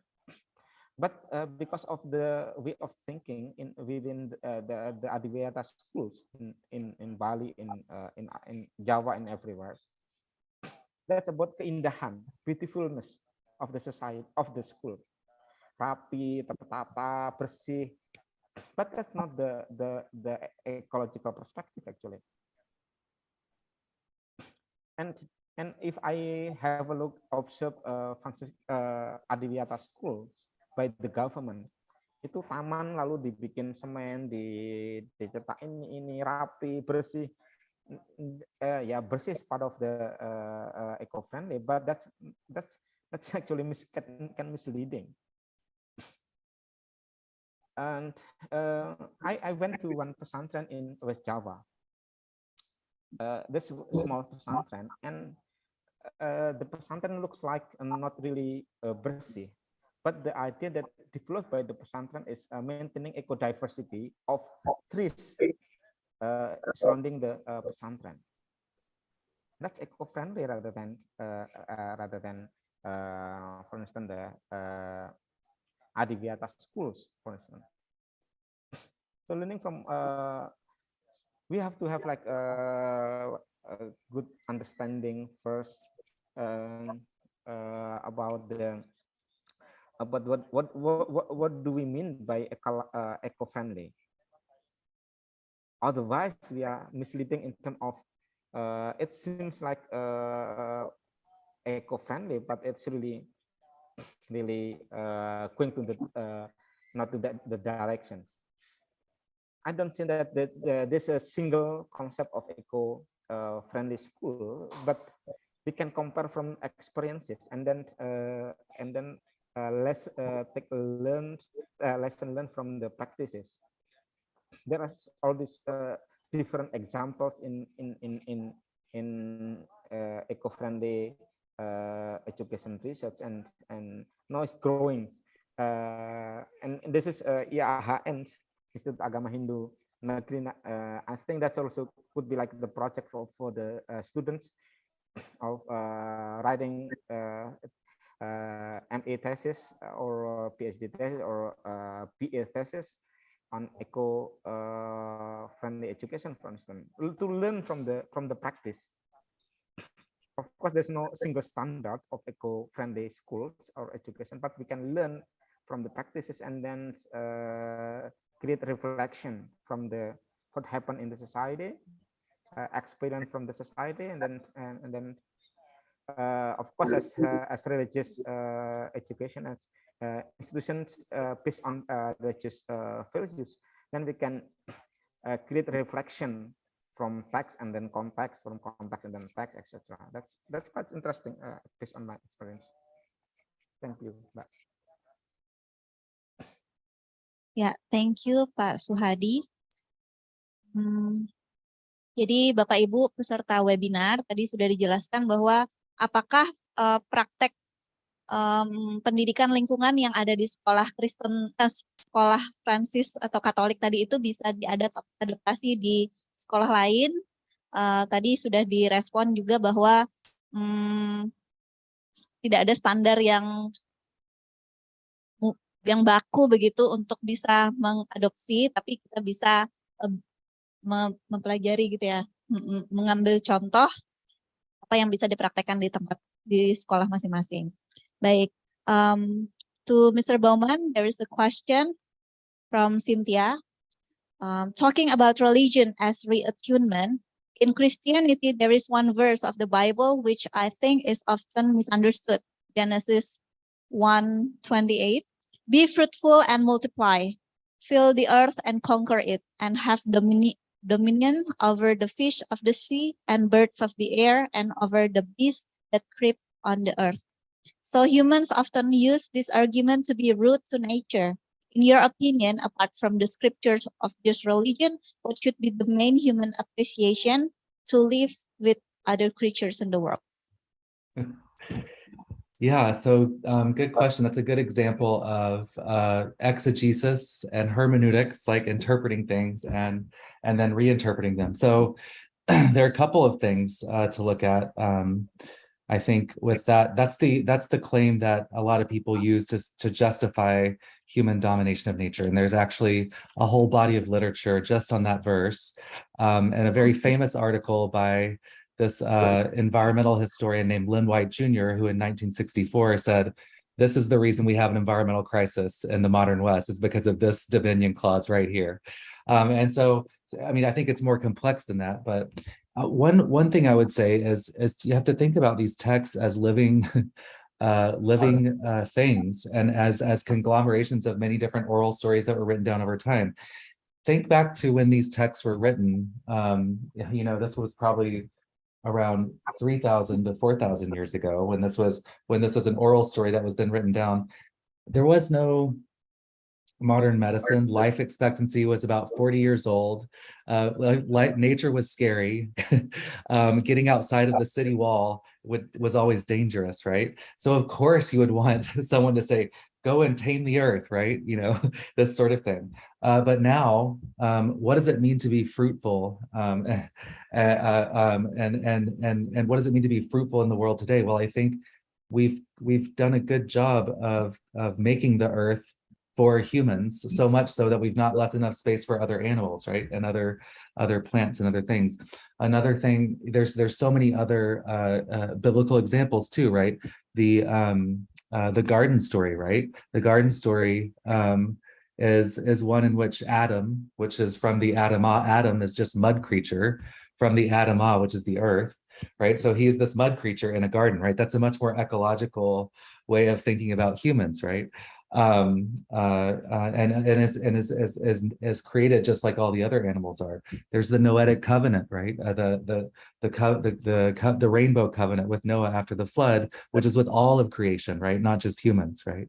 So so I think that you can find many different ways to emphasize either dominion or some sort of kinship or even partnership with nature. But I think the big question now is sort of how do we want to reattune and rethink our religious traditions, which are always doing in the context of climate change and globalization and the injustices and ecological problems that go along with that, right? If religion doesn't have something to say about those things, then it's part of the problem, right? So I would say that, you know, it's one of these contexts that we have to really think with our traditions, you know, what and a lot of people are doing this and eco-exegetical work, right? Going back to scriptures and saying, how do animals fare in the Quran or in the sutras or in the Bible, right? What do trees look like? What's the non-human world looking like, right? And so people are highlighting these things more and more and reinterpreting them for a more earth-friendly interpretation of the text, right? For this very reason. So. Okay, thank you. Pak Suhadi, do you want to add your view on that? I did, and that's enough from with me. Okay, thank you. Okay. Yeah, actually, Pak Suhadi, we have another question to you relating to the, some teaching in Hinduism. There is a concept called Trihitakarana, which means three causes of happiness, where people maintain harmonious relationship with the God and with the other human beings and with nature.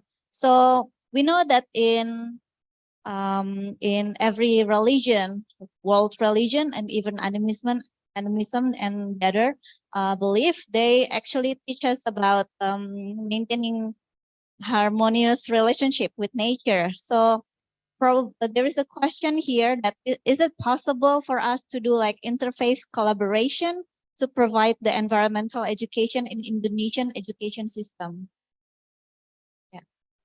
Yeah, about possibility, of course, that's very possible. And now there are some projects on interfaith collaboration on climate change, on eco-friendly living, etc. So in terms of the possibility, there are there are existing interfaith projects or programs or collaboration between different religions, and that's and including also for youth people, youth persons, youth interfaith organization, movement, students. But I want to highlight the idea of Trihitakarana. I'm not, of course, I'm not expert on Hinduism, even though I learned Hinduism also in during I did my study. And what first I want to highlight that this world nowadays is really very complex. I do agree with Whitney Bound that we have to see text and tradition as something like living text in how do we perceive text or tradition from legends as something that is lively, living in also in our society, in the context of development of society, because of the very rapid capitalism industry development. For instance, in Denpasar nowadays, there are so many houses which have no land at all. From the Trihita perspective, of course, that's break the rule of Trihita Karana. But among that's also the development of technology of farming. Now there is also vertical farming, for instance. So we have to interpret or reinterpret the idea or the concept of Trihita Karana in the new development. So even though I'm optimistic and in looking at the religions, but we have to really reinterpret some of our tradition. If I believe in them and I pay my attention to the development of the religious society, it doesn't mean that religious society is the only one, and it's the religious society can overcome the problems. No, but instead of not doing something, we can put our optimistic to this community, because this part of the community. That's the way I'm becoming Muslim as Muslim scholars, but I cannot be agnostic in terms of taking distance with my community as a Muslim community. That's not the way people here in Indonesia how do scholars are working. So again, from the Trihita Karana perspective, Trihita Karana also need to look at the new development in the new context, for instance, like for the vertical farming, for instance, in the family. So that of course there's a new development in industry, etc., but also the new development in how to situate with the new situation. Thank you. Yeah, thank you, Pak Suhadi. So I am excited that you are working on a project of interfaith interfaith religion to environmental education. Okay, so it looks like we have one more question, I believe. It's from parent who is searching for good school for his son. So do you have any recommendation when it comes to do you have any recommendation when it comes to choosing a good environmental education school for their kids? Yeah, that's not easy. That could be favoritism to certain schools, but I know that there is one school in Denpasar which is very eco-friendly in terms of their vision and also the practices, but very expensive from the middle class and upper society. But I know also some schools in Bali, but I don't want to say mention the names. And there are some schools that's really close to the very environmental, close to the environmental vision, but public school. I can say that we cannot put our future only to the school. School is only one element in our life. There is society, religious society, family, etc. So we can if we put our kids to the school, eco-friendly school, it not 100% overcome the problems. So that's also the division, the labor division, which is really we capitalistic way of thinking. So we put education in the education institutions. No, we have to educate our kids also by ourselves.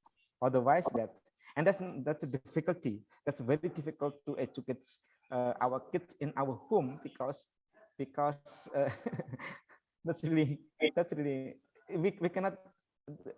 So we have to break our mind first from the what Whitney mentioned as the capitalistic industrial education can be industry also. We have to be really aware about that. So of course, rather than finding the school that's good in terms of eco-friendly, but I think that's important to how to create collaboration with school, family with the schools. Maybe we can change the question.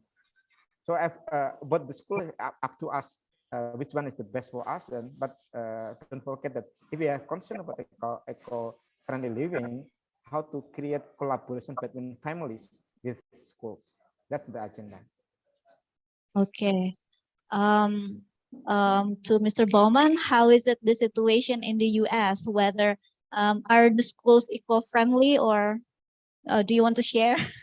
Because we're not familiar. Yeah, sure. I have a few things to say about that. Surprise, surprise.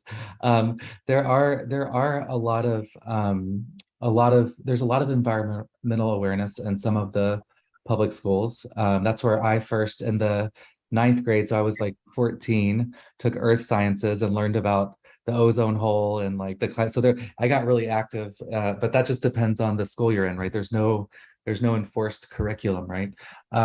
There's a lot more action now in elementary public schools around issues of the environment. And also there's traditions of alternative schools like Montessori schools or the Steiner schools, Rudolf Steiner schools, right? They're I forgot what they're called, but anyways, and they sort of do that work of thinking differently about the disciplines, right? Thinking differently about the disciplines and having concern for the more than human world, showing that it's okay to be concerned for nature, right? Which is, the traditional disciplines are like nature, you study it like with sciences over here and the humanities and things are over here, right? So these are the things that we talk about, value, and science is objective, right? So that's beginning to change a little bit, but then you have states like where I am in Florida who are passing bills that say, they passed 3 bills. One governor said, you're not allowed to use the word climate change in schools because he's making money from oil industry, right? Another one said that it's called the Don't Say Gay bill. You can't talk about LGBTQ in schools, right? And so what they've done is they've gone through all of the elementary schools and pulled out all of the books that have to do anything with LGBTQ issues and gotten rid of them.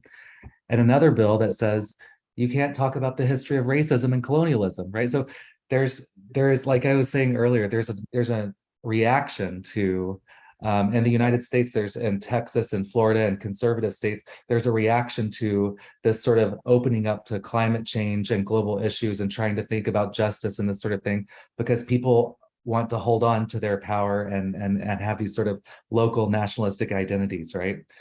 So it's really a mixed bag in the US right now. And it's very political. It's a highly polarized place right now. Okay, ya, thank you. Bapak Ibu peserta webinar tadi terkait dengan pertanyaan, mungkin ada concern dari orang tua yang ingin minta rekomendasi untuk sekolah alam yang cocok untuk anaknya. Jadi tadi perspektif dari Pak Suhadi, beliau menyampaikan bahwa sebaiknya orang tua tidak menaruh semua pengharapannya pada sekolah, tetapi ilmu tentang alam dan lingkungan, ekologi itu berasal dari keluarga dulu, secara individual dulu, keluarga dulu, baru sekolah. Jadi lebih baik ada kolaborasi antara keluarga, family dengan sekolah. Oke, terus tadi kalau di US keadaannya adalah di sana tidak ada kurikulum yang standar begitu tentang ekologi, tapi pada kenyataannya di sana itu bahwa ada provinsi atau state yang kadang mengajarkan tentang ekologi, kadang tidak. Ada juga yang melarang adanya pembelajaran tentang LGBT atau tentang oil begitu. Jadi di sana keadaannya juga tidak standar, tidak sama gitu di setiap state. Oke. All right, I think we covered all of the questions, and I would like to invite both speakers to give their closing statement. So starting with Pak Suhadi. Ya, terima kasih Mbak Sukraini. Again, thank you very much for the invitation and this discussion, which is quite long for me, a long discussion, and but I'm really I enjoy so much the discussion. Wait a moment. I enjoy so much this discussion, and I'm learning also from this discussion. In relation to the idea of environmental education, I already presented the experience from the Catholic perspective, Catholic community. And thank for the all questions, and I'm learning also from the question. Create my reflection deeper than before. And first, I consider, or we consider that we have the problems of ecological crisis, environmental crisis. Of course, it's also constructed. Our perception about the crisis, our perception about ecology crisis are different. But religious teachings with new interpretation, with new reading, and also the religious community, I think that there is a hope from this community, from this tradition. Of course, with its with the challenges, and we cannot put our future only in one basket. For instance, a certain religions, a certain tradition, a certain kind of schools. Even though we believe that religions can contribute to the eco education, eco theology, or eco theological education, but of course we have to criticize our mind, our perceptions on religions, on our self, on our practices, and we can learn with each other to create a better understanding and better decision in facing and dealing with the crisis. And I'm happy that I'm Muslim scholars also invited by this Hindu college, and I'm looking for the possibility of collaboration in the future on what is developing interfaith, interreligious movement in educational sphere. And also, of course, we are learning. We can learn with each other to deal with this issue. Okay, again, thank you for the feedbacks, for the question, also for Whitney and also Pak Gede. My regard for him, and again, thanks so much for this quite inspirational forum. Thank you also, Mbak Sukraini, and also all leaders in the schools, in the college, for organizing this forum. Thank you. Thank you, Pak Suhadi. Yeah, Mr. Bauman, your closing statement. Thank you so much. Well, I just wanted three things. One is to thank you also to all the organizers and other speakers, and especially Suhadi, who was the one who got me invited to this, or forced me to do this. I'm not sure which one. No, I'm kidding. So it's been great, and thanks for all of you for staying on for so long. What a long time to be on Zoom. Anyways, the second thing is, I just want to say I've been coming to Indonesia since 2010 and working at the University of Gajah Mada in the same center where Pak Suhadi works. And one of the reasons I keep coming back is because I think Indonesia is a microcosm for the macrocosm of our planet, with all of its languages and islands and customs and traditions, and then yet it's a single imagined community, and it's facing climate change and globalization in some very real and specific and hard ways. And so I think there's a lot to learn from the ways that Indonesia deals with these issues, complex issues of globalization and climate change, for better and worse. And then third, I want to apologize for that this is not in Bahasa Indonesia.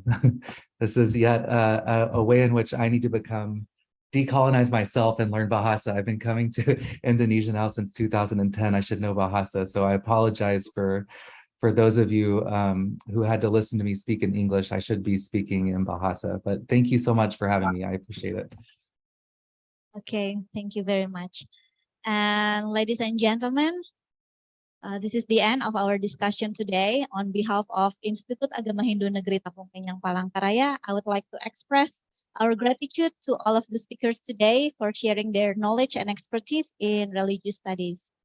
Also, our thanks also go to the amazing audience today for eagerness to learn with us. And let me end this with Paramasanti. Om Santi, Santi, Santi, Om Sahe. Okay, thank you, and have a good night to Dr. Bauman, and have a good day to the rest of us. MC, over to you. Okay, see you. Thank you so much. Okay, see you.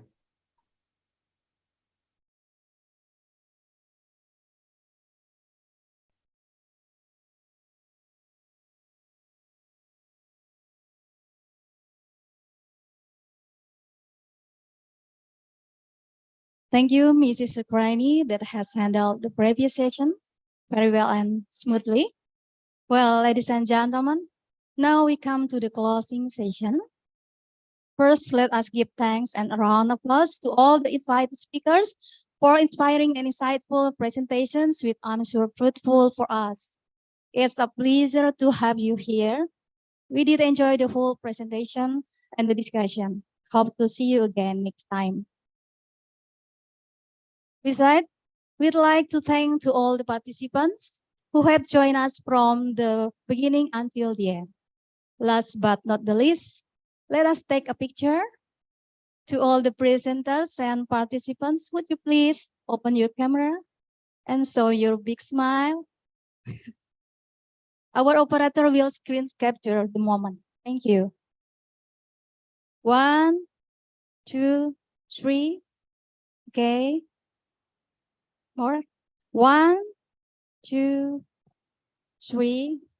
Okay. Next. 1, 2, 3. Okay. The speaker.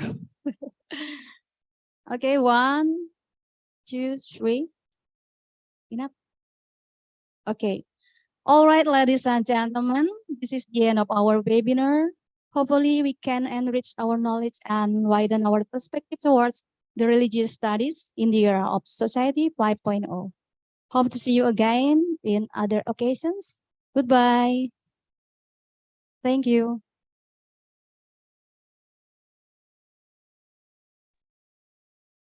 Thank you. Terima kasih semuanya. Salam sehat, selamat siang.